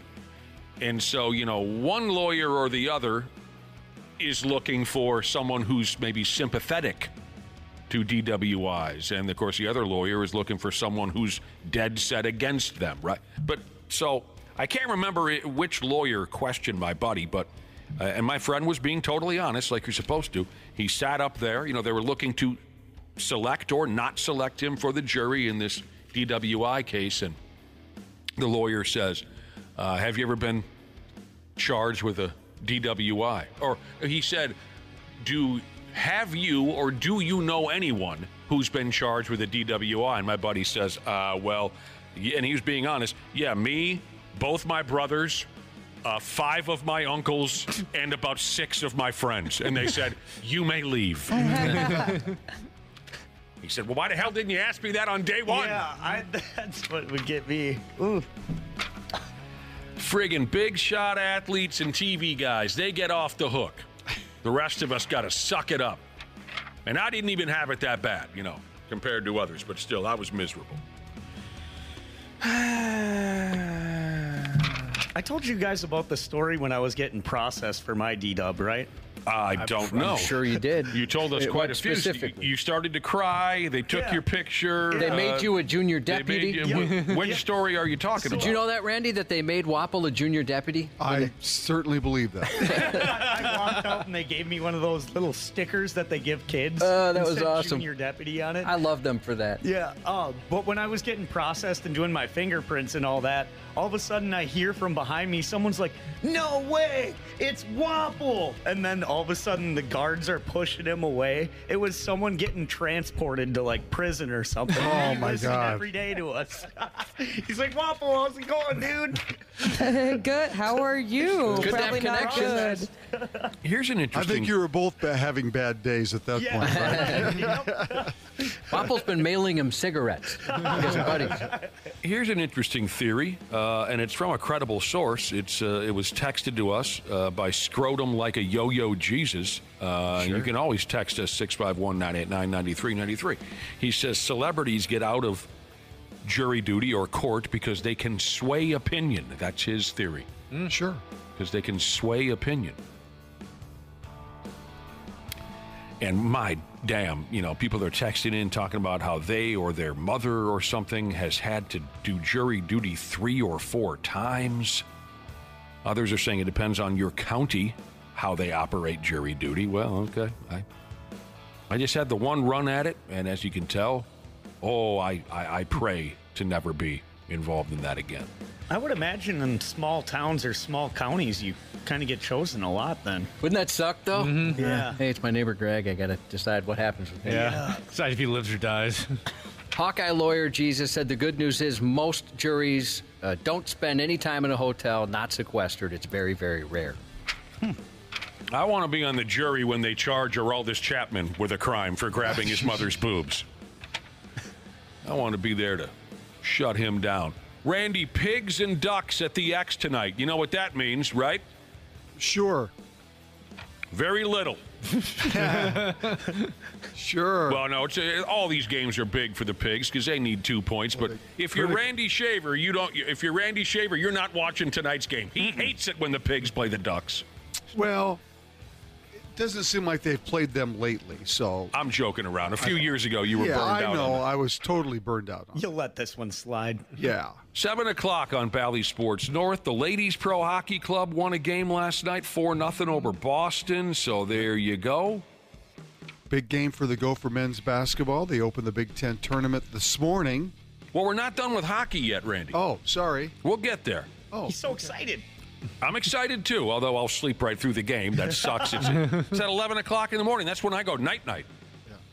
But we'll get there in just a minute. I wanted one more hockey note, and then we'll dive straight into basketball. I don't follow the NHL anywhere near the way I used to. I am wildly unfamiliar with a lot of the new players over the last, 10 years or so. But at least the names, at least a lot of the names, ring a bell. I've never heard of this guy, but he's a former New York Islander by the name of Josh Ho-Sang, and he has released a rap album. Does anyone remember ever hearing the name Josh? Nope. Nope. Josh, did you get a listen to his rap album? Yeah, it sounds like rap. Have you ever put out a rap album, Josh? No, I haven't. Although I jokingly told my family I think I could, and it led to an argument, and they said some hurtful things about it. Sorry I brought that up. It's a very true story. I have some of his music. Okay, he's a former Islanders first. So for you hockey fans who remember Josh Ho-Sang, he's a former first-round pick. He's not in the big leagues anymore. He released an 18-song rap album. Jesus Christ, that sounds like a lot of work.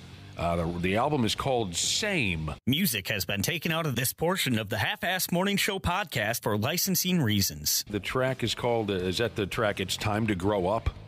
Or is that a different track? Do you know? I'm not sure. Josh played a deep cut. It's Big Poppy for MVP.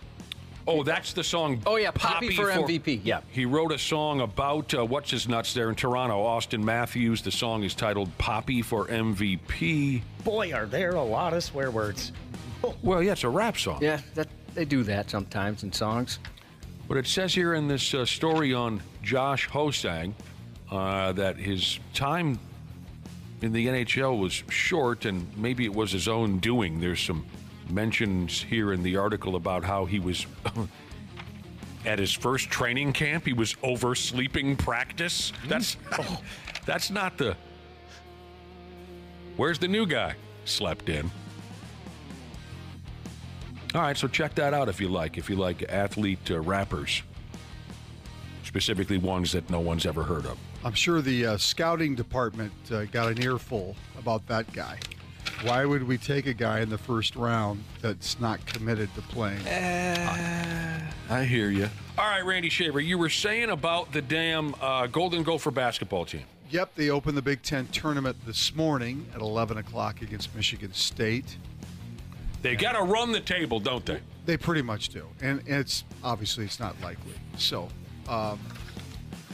they're going to finish with a winning record, which is a positive. 18 wins currently right now, which is also a positive. Mm-hmm. So for the most part, it's been an up and down year, but it's been compared to the last couple of years, it's been very good. Yeah. And you got to give Ben Johnson some credit. Oh, yeah. Hopefully, it'll be a springboard into better things down the road. Sometimes that doesn't always happen, but hopefully it will. They come into this game tonight having lost 4 of their last 5, so they have not played well down the stretch. So we'll see what happens. They split with Michigan State during the regular season, so and both games were close. So should be a good, entertaining game. It's too bad it's at 11 this morning. Doesn't get the kind of audience that you that sucks. like your home team to get, but yeah, that definitely sucks. Regardless, it'll be a good test for the Gophers and hopefully an opportunity for them to get their 19th win and then see what happens moving into the next round. I would love to see the game, but like I mentioned already, I have a tough time keeping my eyes open around 11 or noon. That's when I go CP9 eyes. But I agree with everything you say about Ben Johnson. You got to give him credit. We already talked a week or so ago about some real close games that they lost this year that would have made a great difference in the way they're looking at no doubt the end of their season. Yeah, the Missouri game, the loss early in the year to Missouri, the loss to Wisconsin, the loss to Iowa when they were up big. Mm-hmm. There are some games there that you look on their schedule and you go, damn, if they just would have pulled those things out, probably we'd be talking about a different scenario. But it is what it is, and they've done a decent job. They've been very competitive, competitive, with the exception of maybe that game they played at Northwestern a couple games ago.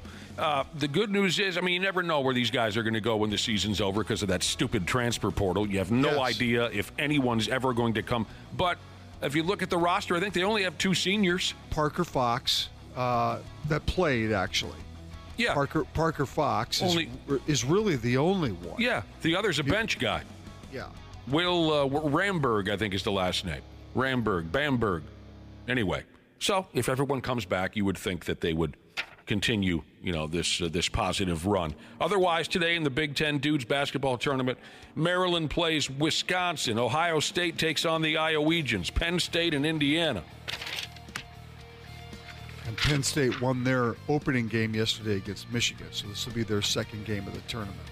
So Sunday will be Selection Sunday. Yeah, fun. Love that. Yeah, it's always fun. And that will officially kick off what they call nowadays March Madness. Some research found that the average basketball fan will dedicate a full day and a half of their life to the tournament, a total of 34 hours. That includes 3 hours filling out brackets. 3 hours? Wow. 3 hours, wow. Takes 30 seconds. Right. There are some real junkies out there who, and I used to be that way. It wouldn't take me 3 hours, but I would sit down and read up on every... You're always trying to find that first round upset. That's the key. And then, 7 times out of 10, your buddy who hasn't watched a game all year long walks away with $500 at the, you know what I'm saying? Yeah. Right. I remember my buddy Curtis, a number of years ago when we were more serious about our March Madness brackets. I haven't filled one out actually in the last couple of years just because, I don't know, we're older now and no one really cares. But when we were young guys, we would have big parties to fill out the brackets. Everyone's sitting there studying, with their magazines open, reading about this team and that team. Curtis filled out his bracket in about 30 seconds. He slaps it down on the table, and he says, I'm picking Kentucky, whoever they are. And he was right. I mean, not that Kentucky is a long shot in most cases, but he scored the best throughout the entire tournament, and he never watches basketball, ever. So, 3 hours filling out brackets, 13 hours watching games, 5 hours of watching highlights, 5 hours of discussing it with friends and family, 5 hours of reading about it online, and 3 hours placing bets. The average basketball fan, 34 hours total during the tournament. I think that's way over what most people would say, but yeah. Yeah, I do too. 26% of people have skipped work to watch a game. I believe that. Yeah. We have. Or watched it at work on their phones and did less work, yes. We have the right hours for this kind of a thing. We can be home by the time, for the Thursday, Friday morning games. We'd always skip high school on those days, the Thursday and Friday of opening weekend. You would skip school? Mm-hmm. Oh, see, we didn't have a problem with it. We had teachers that would just play the game on television right there in class. I loved that. Being there with all your buddies and whatnot in school. The cool teacher would say, we're not having class today, we're going to watch the tournament. That was a riot.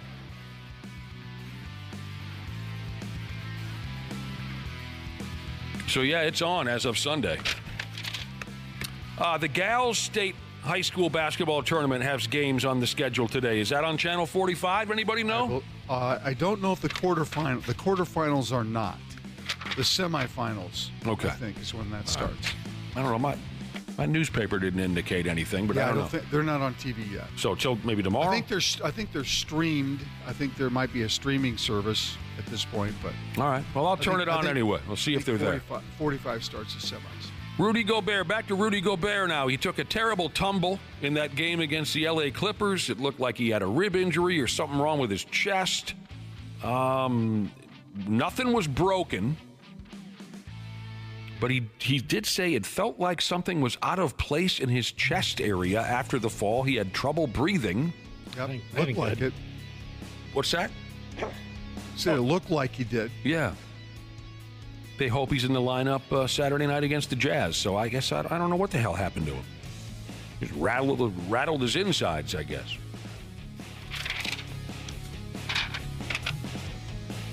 Man, Wilt Chamberlain, one of the greatest, most dominant NBA players of all time. It was really funny to read that a Wilt Chamberlain NBA record could soon be broken by a player for the Dallas Mavericks that I'm guessing most of you have never heard of, a player by the name of Daniel Gafford. Randy, I'm sure you recognize who he is, right? Yeah, he was traded to Dallas from Washington. Yeah. Right. And he is a big, strong kid. And I've seen him play a couple times. And when he's got his game going, he can be very, very good. But he usually rides the pine. He gets into foul trouble. He's kind of struggled in his basketball career, if you ask, my personal opinion. But this Gafford guy might break an old Wilt Chamberlain NBA record. They say Gafford is having a little more success playing with that friggin' Luka Doncic there in Dallas. He's the perfect lob threat where Doncic chucks it up in the air, Gafford catches it and rams it down, kind of like Rudy Gobert does around here with the Timberwolves. So here's the stat. Gafford has made 28 consecutive field goals. He has somehow not missed a shot in 4 games. With 7 more makes in a row, he can break Wilt Chamberlain's record of 35 consecutive field goals made. But isn't that something, with the alley-oop game? I mean, you look at Rudy Gobert's shooting percentage. It's incredible because everything that he throws at the basket is a dunk. Mm-hmm. Everything is a lob. Everything is a dunk rebound.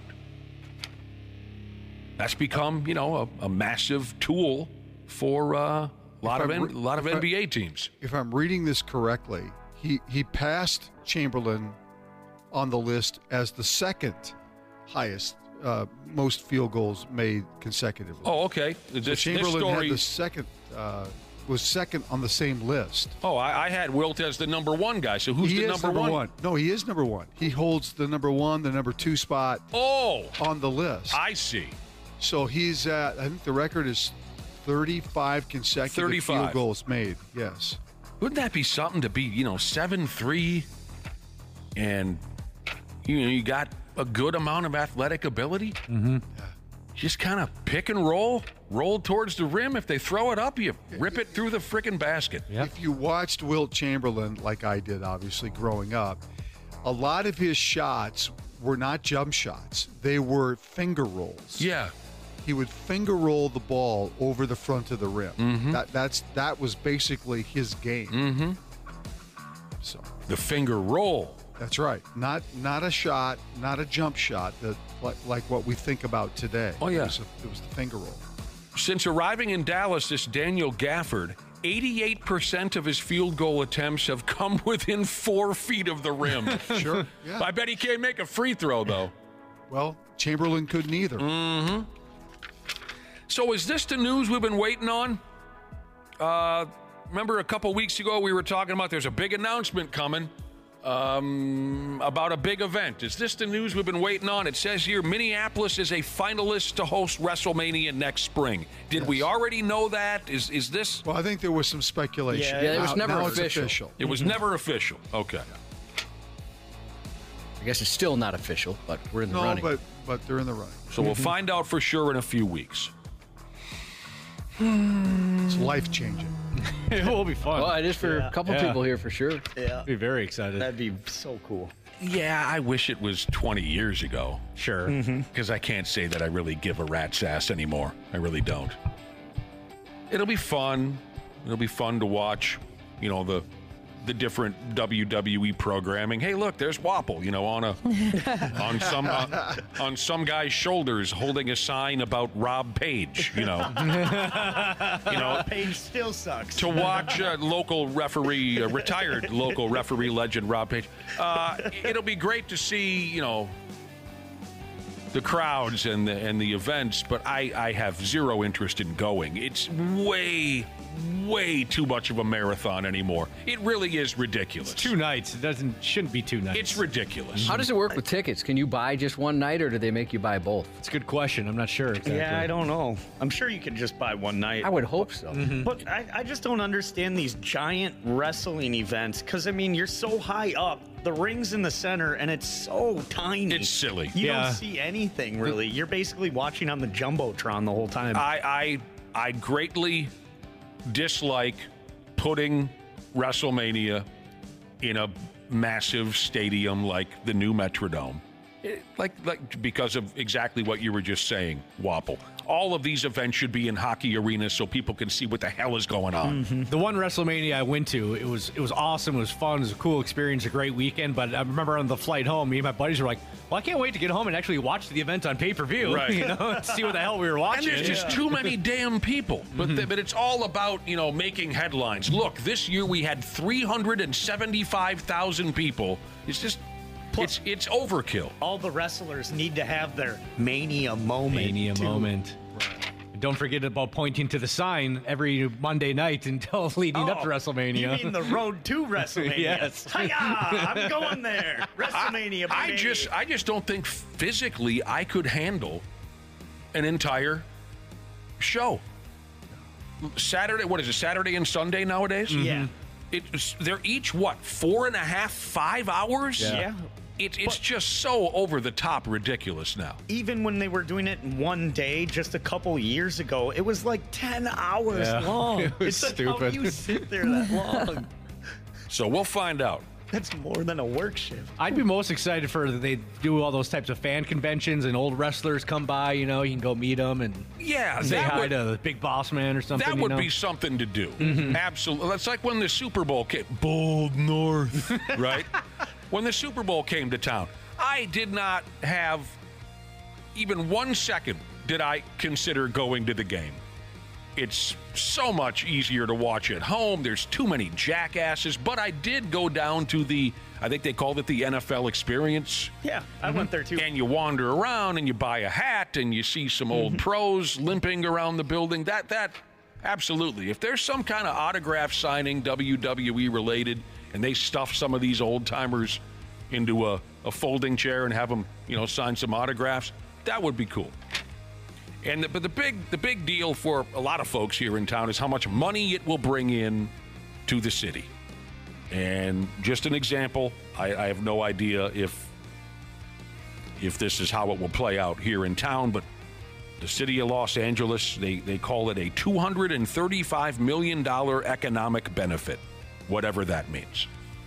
All the bars and restaurants around town, around the venue and stuff, making money. That'll be fun, too. All the dorks coming in like Wapple buying $50 Stone Cold Steve Austin t-shirts. $500 replica belts. Yes, those are so stupid expensive. Do you want the Money in the Bank briefcase? $300. Now, hang on a second. I have to backtrack. You're calling Wapple a dork for buying a Stone Cold Steve Austin t-shirt. You got on an airplane. Oh, God, yeah. Dressed as Rowdy Piper. Or WrestleMania that year was in Orlando. So if you don't know Rowdy Piper, he wore a kilt. So I wore a kilt, leather jacket, the Hot Rod t-shirt. WrestleMania was in Orlando, and it was over spring break. So the plane was just filled with kids wearing like Disney ears going to the Magic Kingdom. And I've come on reeking like booze in a kilt. It was so embarrassing. Every parent on that plane held their kid a little bit tighter. Yeah, no kid. And just for the record, no one ever that's worn a Stone Cold Steve Austin t-shirt could ever be called a dork. That is true. Hey, thanks for sticking up for me, bud. Well, people are texting in, all kinds of wrestling fans. And I couldn't agree more with one statement. Sorry, I lost your name. Oh, snowboarding accountant Jesus. WrestleMania 18, Rock versus Hogan, he says, was his favorite match in the history of WrestleMania. And that was one cool match. Mm-hmm. Absolutely remember that. The crowd pop in Toronto for Hulk Hogan was maybe one of the biggest I've ever heard. Mm-hmm. That was a great match. And I really doubted that Hogan could still put on a decent match. They got her done. Dude, when Jeff and Matt Hardy came back, though, woo, boy, that was some tears in my eyes. You had to be there. Pop.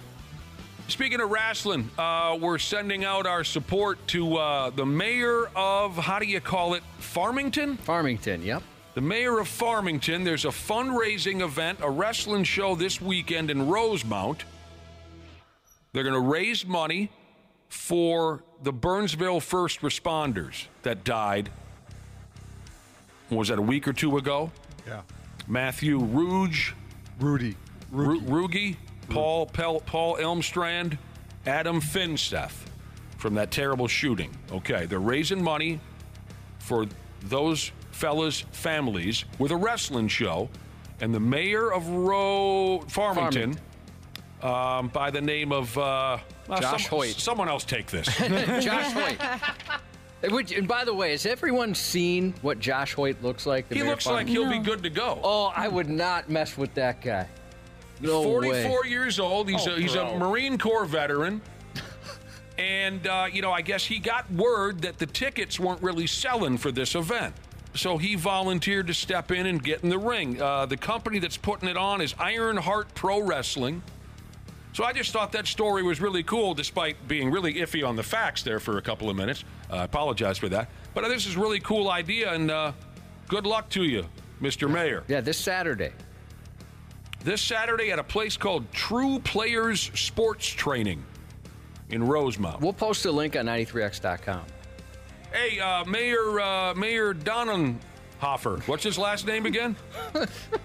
Hoyt. Mayor, if you have any questions, you can ask Josh and I. If you have any questions about, getting in the ring. We do have some limited experience. We've been there. We even took lessons. I beat Jimmy Hart. You can look it up. It's in the all-time records.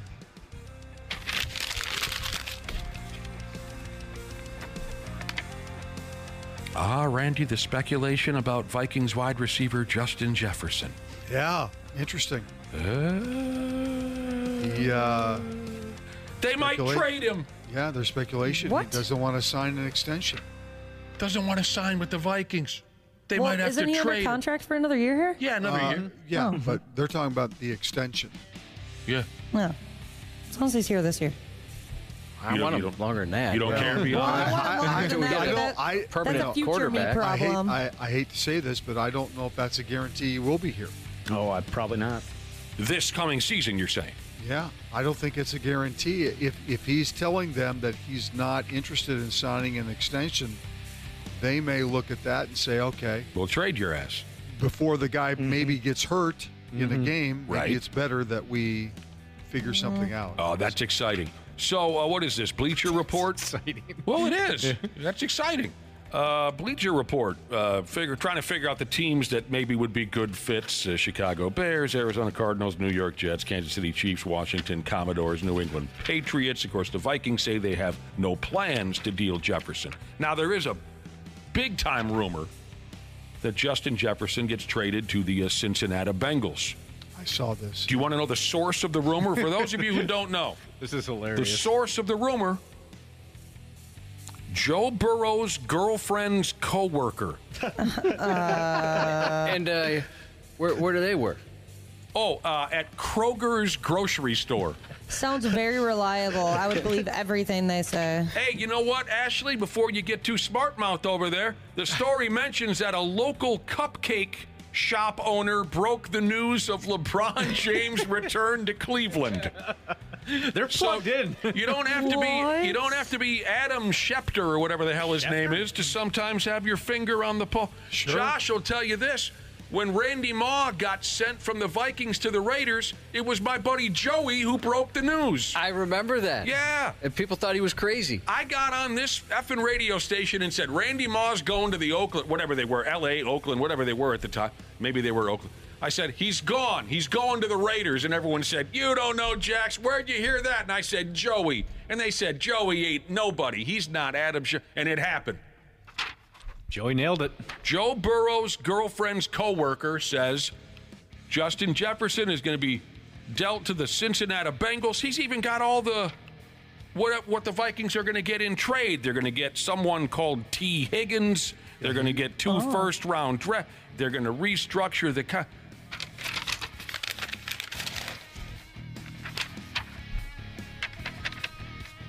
Randy Shaver, your thoughts? Well, I mean, if Jefferson is adamant about not re-signing, which I don't think he's come out and has been adamant about it, but there's been some discussions about it, it puts the Vikings in a tough position because the last thing they want to do is see the guy walk without getting anything in return. And the quarterback situation is the reason why this is all up in the air. So it's not surprising that he would have some reservations about signing a long-term deal. His buddy plays for Cincinnati, Jamar Chase. Mm-hmm. So that part of it kind of makes some sense. T. Higgins has already said he wants to get traded. That part of it makes sense, too. Stupid Kirk Cousins ruining everything. Well, there will be a lot of sad people in this town if Jefferson gets traded. Absolutely. Well, sure, because of all the things that he's done here. But we all have to remember this is a business. And as great as Jefferson is, he's only great if the quarterback gets him the ball. And if the quarterback can't get him the ball enough for him to be the great player that he is, and he's going to leave, then all of that makes sense. Does anyone think this Sam Darnold's going to have a great year? I do. I think he's going to be okay. If he stays healthy, I think he'll be fine, but fine's not going to get you where you want to go. And I think the expectations right now for Vikings has dropped off the cliff. So, I don't think there's anybody out there thinking the Vikings are going to the Super Bowl or I think he's going to surprise anything everybody. like that. Who's going to surprise everybody? Sam Darnold. Well, it's too late. I already said that. That's got to be a comforting feeling for him. Just like, no worries. All right. No one's got any expectations of me over here. That's the way to live life. Yeah, I think there'll be some the radar. I think there'll be some expectations only because the division itself is not, other than the Lions, not as competitive as you might think, and they likely have a chance to get into the playoffs in some way, shape, or form, but all it takes is one injury to Darnold or to Jefferson or to whatever, and Harrison Smith restructured his deal. He won't cost Awesome. as much money. Awesome. I think it's great. That was cool of him to do. You know, the guy needs to go out as a Viking. He's been one of the greatest players in franchise history. He needs to go out as a Viking. I think it's great. He's older, right? Isn't he like 35? Oh, 35. He's an old timer. Speaking of old timers, 39-year-old Joe Flacco, the NFL's comeback player of the year this year, agreed to a one-year deal with the Indianapolis Colts. He'll serve He'll serve as a backup to Anthony Richardson. Yeah, he said he wanted to be on a roster for this year, so he got his wish. Good for him. By the way, I got a text from a listener that says there are girls' basketball games, Minnesota State high school girls' basketball games on all day on Channel 45. Oh. Thanks for hooking us up with that. Nice. Because my newspaper didn't tell me Jack Ola. I thought only the semifinals. Yeah, were on. I even read that too online. Only the semis and championship was on 45. I think you might be able to find it on a streaming service. Yeah, they got an app. Yeah, I don't think they're broadcast. Well, then what the hell am I supposed to believe, Randy Shaver? I got you guys telling me this. I got the other guy telling me that. Unless the semifinals start today. Oh, here we go. I guess I don't know that. Here we go. I don't have it in front of me. You know, I know Chad Greenway's daughter scored 49 last night for Providence. Well, she's really good. She plays for what Providence? School? Providence Academy? Yeah, she's fantastic. She will be the most highly recruited girls basketball player in quite a while. What the hell are you talking about? Well, that sounds great. Yeah. All right. There you effing go. Big trade last night with the White Sox dealing Dylan Cease to San Diego. So that means that the White Sox have thrown up the white flag. They are not going to be competing this year. Packing it in earlier than normal. This division has the potential to be so bad. They're tough to figure out, the White Sox. Well, they are trying to rebuild. There's just no doubt about it. And they've got some good pieces, but their pitching staff is pretty bad. All right. The Tigers may be surprising.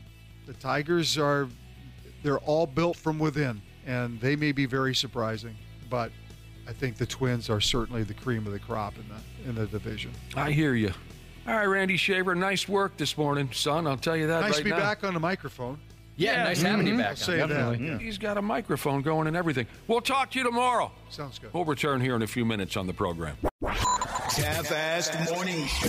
They're loud, they lose control, they do their little circus act, they're a nuisance.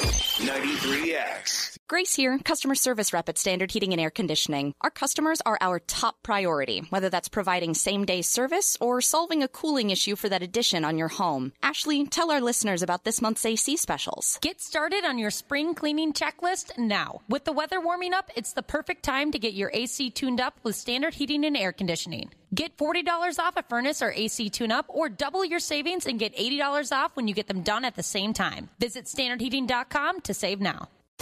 With the best all-inclusive vacation deals to Mexico and the Caribbean, booking your getaway with cheap Caribbean vacations means you have more freedom to do your deal. Whether you enjoy snorkeling, endless margaritas, and more, or simply soak up the sun and sand in a tropical paradise, Cheap Caribbean Vacations has your deal for that.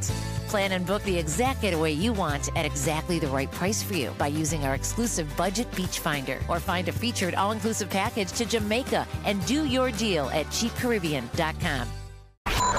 They want to glorify the fact that they're criminals. It's dumb. These guys are dumb. They deserve to be tossed under the jail just for being dumb. The 93X Half-Ass Morning Show. Yeah, welcome back to the show. It's 8:30 Thursday morning here on the 93X Half-Ass Morning Show. If you were listening earlier, you might be saying, where are the cops? Yeah, the cops were going to stop by, specifically our old cop buddy Gordon Schenkbauer. But duty called. He's got real cop things to do.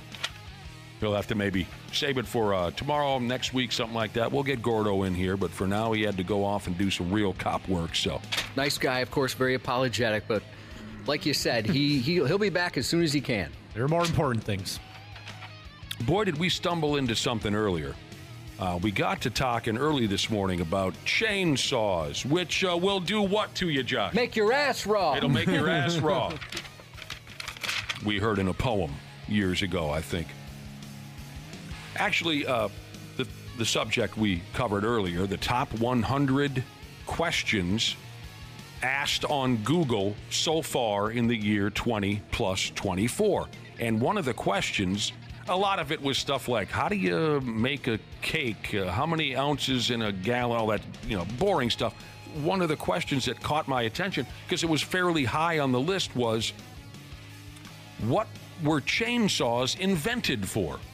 And both Josh and I were sitting here wondering, who got hit over the head? How do you not know what a chainsaw was invented for? Trees, for Christ's sake, or horror movies.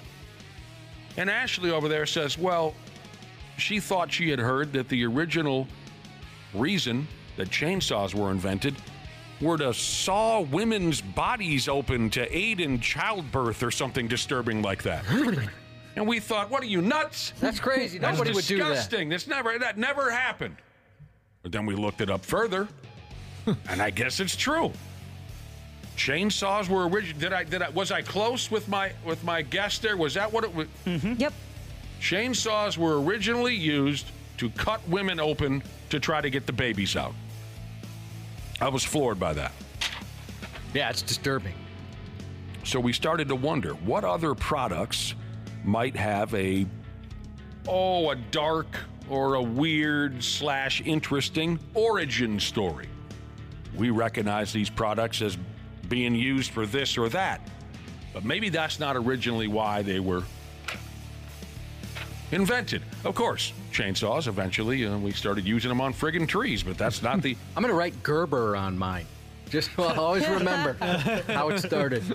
What other products might have a dark or interesting origin story? And we found some more. We did. Some of them we did discuss earlier on this morning, but we're going to cover it again because we got new people listening to the program. Kleenex, its original use was, there was a couple of them. One of them was a gas mask filter during World War I. Before we were, wiping our noses and, the other cliche reason that Kleenex might fall into the mix. Before we were doing all that, they were originally developed to function as a disposable gas mask filter during World War I.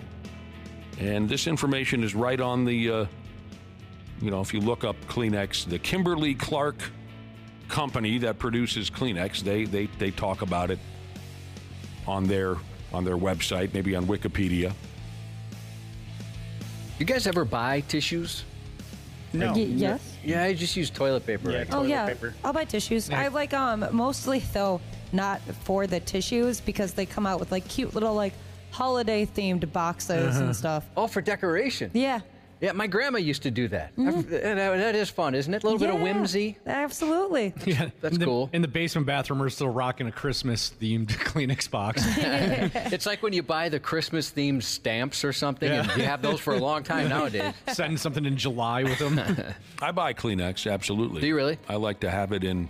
It makes a difference. Oh, it's way better than toilet paper. If you're gonna be tearing at your nose a lot like I do, toilet paper doesn't cut it after a while. You got to get the real thing. So yeah, I buy Kleenex. Also, Kleenex was used for, back to World War I, dressing wounds. Dressing wounds. All right, Listerine. I have a thing for mouthwash. I do. I don't have any. If there is a, how do adults say it? The fancy word for keeping yourself clean. Hygiene? Hygiene. If there's a hygiene product that I have made rich, it's mouthwash. I love it. I use it every day. I use it a lot. I do. Listerine mouthwash. Before, it says here, before it was used to obliterate your ass morning breath, Listerine was originally developed as a surgical-grade antiseptic. There's more information here on, I don't know if we have to get any deeper than that on, okay, maybe we can. I'd like to know what surgeries were being performed with Listerine. I guess it makes sense because it has alcohol in it, right? And people use alcohol in a pinch. Originally developed as a surgical-grade antiseptic. Also, it was marketed as a floor cleaner. Oh. And I can believe that would cut through whatever filth you have on the floor. And also, one more. It was multi-purpose when it first hit the markets, Listerine. In the 19th century, they used Listerine to treat the clap. I had gonorrhea. So what, you just pour it on your gear? Or maybe you drink it? I wonder which way they went with that. I was picturing you just dip your unit right into a bucket of Listerine and it'll kill all the bugs and the scabs and whatnot. Possibly. Ooh, man, I bet that's a... Oh, it could be so stingy. Yeah. That'll get you moving. Mm-hmm. Yeah, if that's topical. Owie. I thought I had more Listerine information. I think it was printed here twice. Okay. 1865. A doctor in England used the formula for Listerine to sterilize his operating station. Okay. It reduced the risk or the rate of infections and mortality among his patients.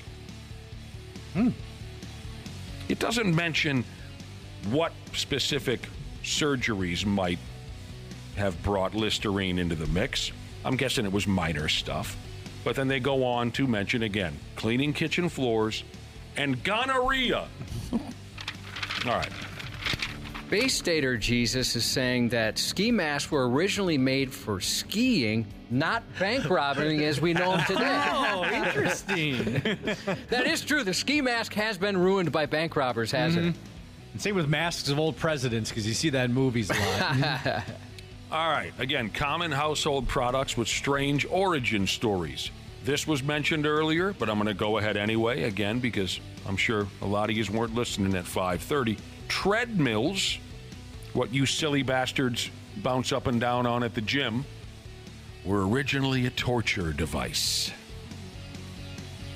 The modern-day treadmill is an evolved version of the tread wheel, which was basically a human-sized hamster wheel that served as a form of punishment during something called the early Victorian period in Britain.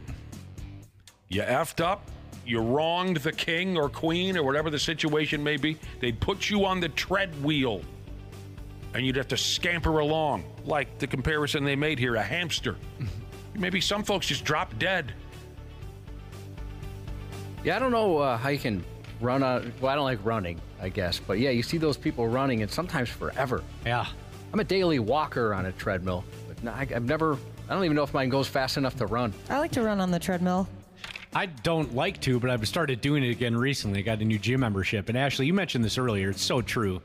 Time never moves slower than when you're on the treadmill. You're like, 15, 20 minutes? Oh, it's been 9 seconds. You got to read. Yeah. I'll read tons of news stories and stuff, and it goes by quick. Yeah, I know a guy, read she smokes cigarettes to pass the time. Either read or watch something on your phone, or try to prop something up so that you can't see the time. Yeah, put a towel over helps. it. Mm-hmm. Isn't that something? They would just run you to death back in the day if you screwed up too bad. That would suck. Mm-hmm. Fertilizer, for your crops. By the way, Cubby, the cops have come to try to take my crops. Those pigs want to burn my house down. That was an old rap song, wasn't it? Fertilizer, like what we put on the crops. Back to World War I. This is dark. A German chemist spent a good deal of time developing and weaponizing poison gas, specifically chlorine, and he was eventually declared a war criminal. So the origins of fertilizer, pretty dark. Also, magnetic tape is a Nazi thing. Magnetic tape, which I don't know how much we see of it anymore, but back in the day, your reel-to-reel movies, your cassette tapes. Mm-hmm. It was a state-of-the-art thing back when the Nazis were in action. They used it to rebroadcast their radio addresses.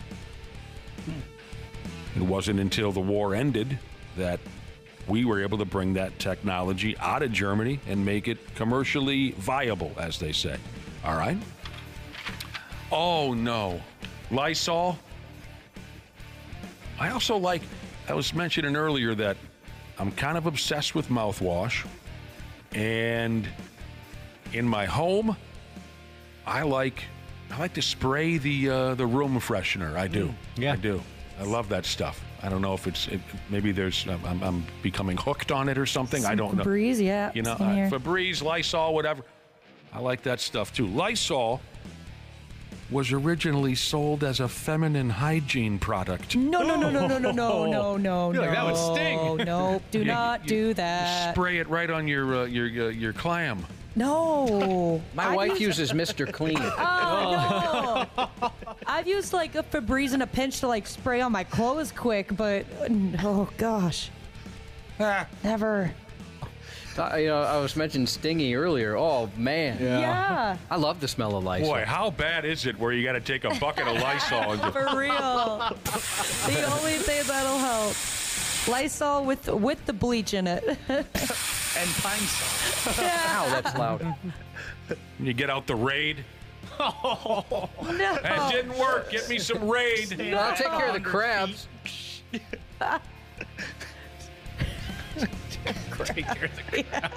It just this is just so strange, really. Now that I didn't have much time to look through this article, but we're bumping into all these products that I'm very into: mouthwash, air freshener, and now this Pepto-Bismol. Oh, that stuff is good. I don't like that. You definitely make sure you read the package though before taking some of it, because I was not prepared for like the results of it. I thought I was bleeding internally. Oh yeah. You're talking about the color that it produces. And I want to be clear about something. It's not as if I was excited that Pepto-Bismol was a big part of my life for about 15 years, but it was what it was. And I got to like it. Yeah? I got to like it. And maybe I used it a couple times as a kid, and I was not a fan. Boy, they sold me a strawberry-flavored can of Pepto-Bismol a while back. I was about ready to put that in the cup holder in my motor vehicle and just sip on it. I thought they only had mint. Oh. Strawberry diarrhea soaker-upper. Pepto-Bismol was originally invented to treat cholera. Am I saying that right? Cholera. Which was terrible. At the start of the 20s, what do you mean, You studied up on cholera? Yeah, we did in high school. Did you really? Yeah. Yep. I missed a lot of high school. Yeah, it was like in with like the Black Plague when you were learning about all those. Oh, sure. Black Plague. I love that Pepto-Bismol commercial, by the way, that song. The song is one of the best jingles ever created. It's great. Can you pull that up, Wapple? Runny poops and feeling terrible, and then you get diarrhea. Yeah, diarrhea. Upset stomach. So cholera. How do you say it again? Cholera. In the 20th century, everybody caught cholera. You'd get horrible diarrhea. You'd puke your guts out, and some folks even died. That was where they came up with the Pepto. And now today we get cute jingles. I bet they had so much fun doing that. Well, even better than the jingle. I mean, the jingle is enough. But even better is the television commercial where they came up with the dance. Yeah. Yep. They're all in the outfits. Yeah. Because they touch their stomachs when you say upset stomach. They grab their bottoms when it says diarrhea. Yeah. And I got to say that the lead lady in that commercial is quite attractive. Vaseline is our last product here. Talking about common household products with strange origin stories. Vaseline.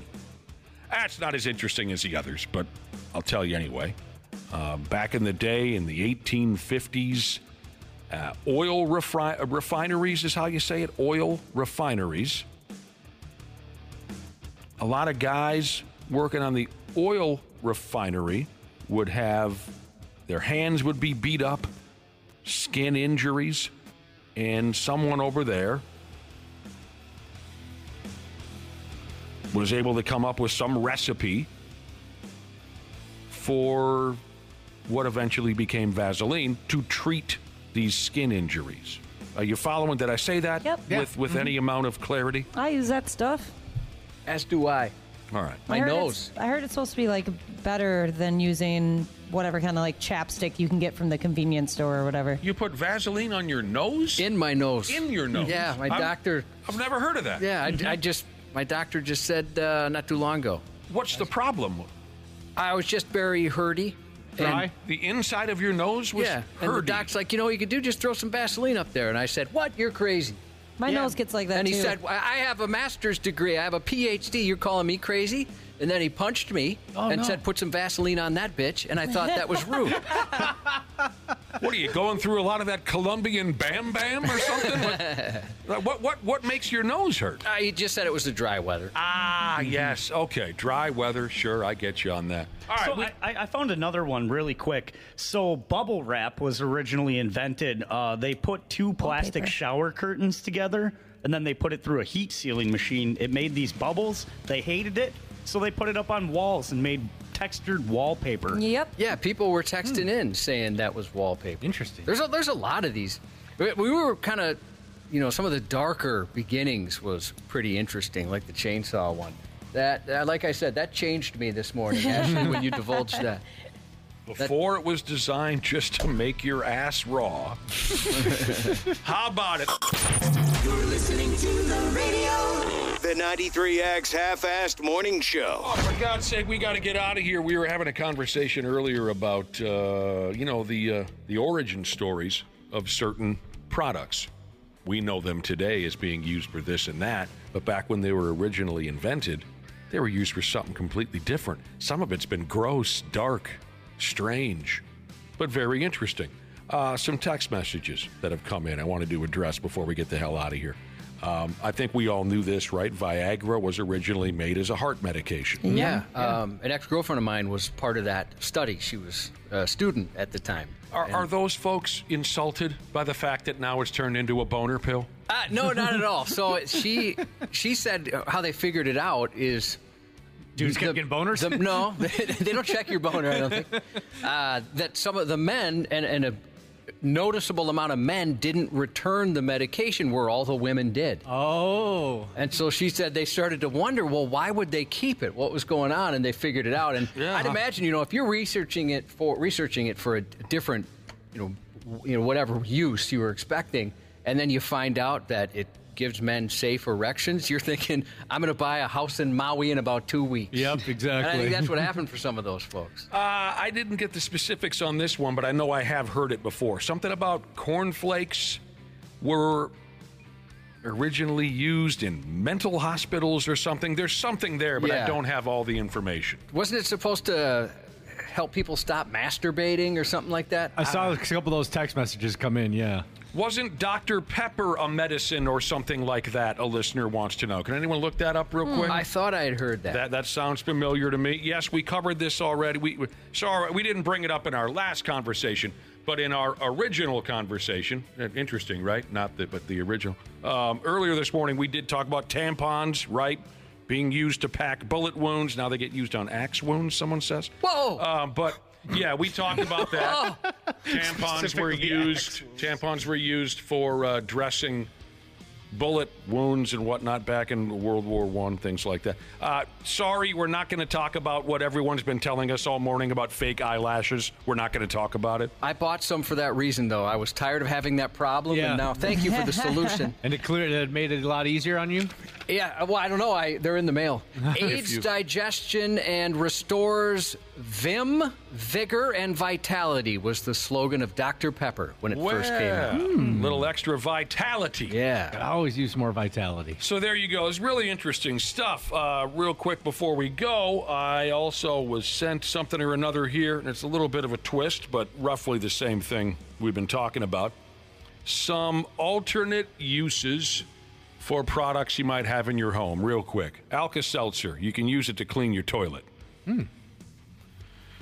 Ketchup, you can use it to, polish silver jewelry. Soak it in a bowl of ketchup for a few minutes. Cooking spray, you can use it on a squeaky door. Dental floss, you can cut the cheese. Oh, yeah.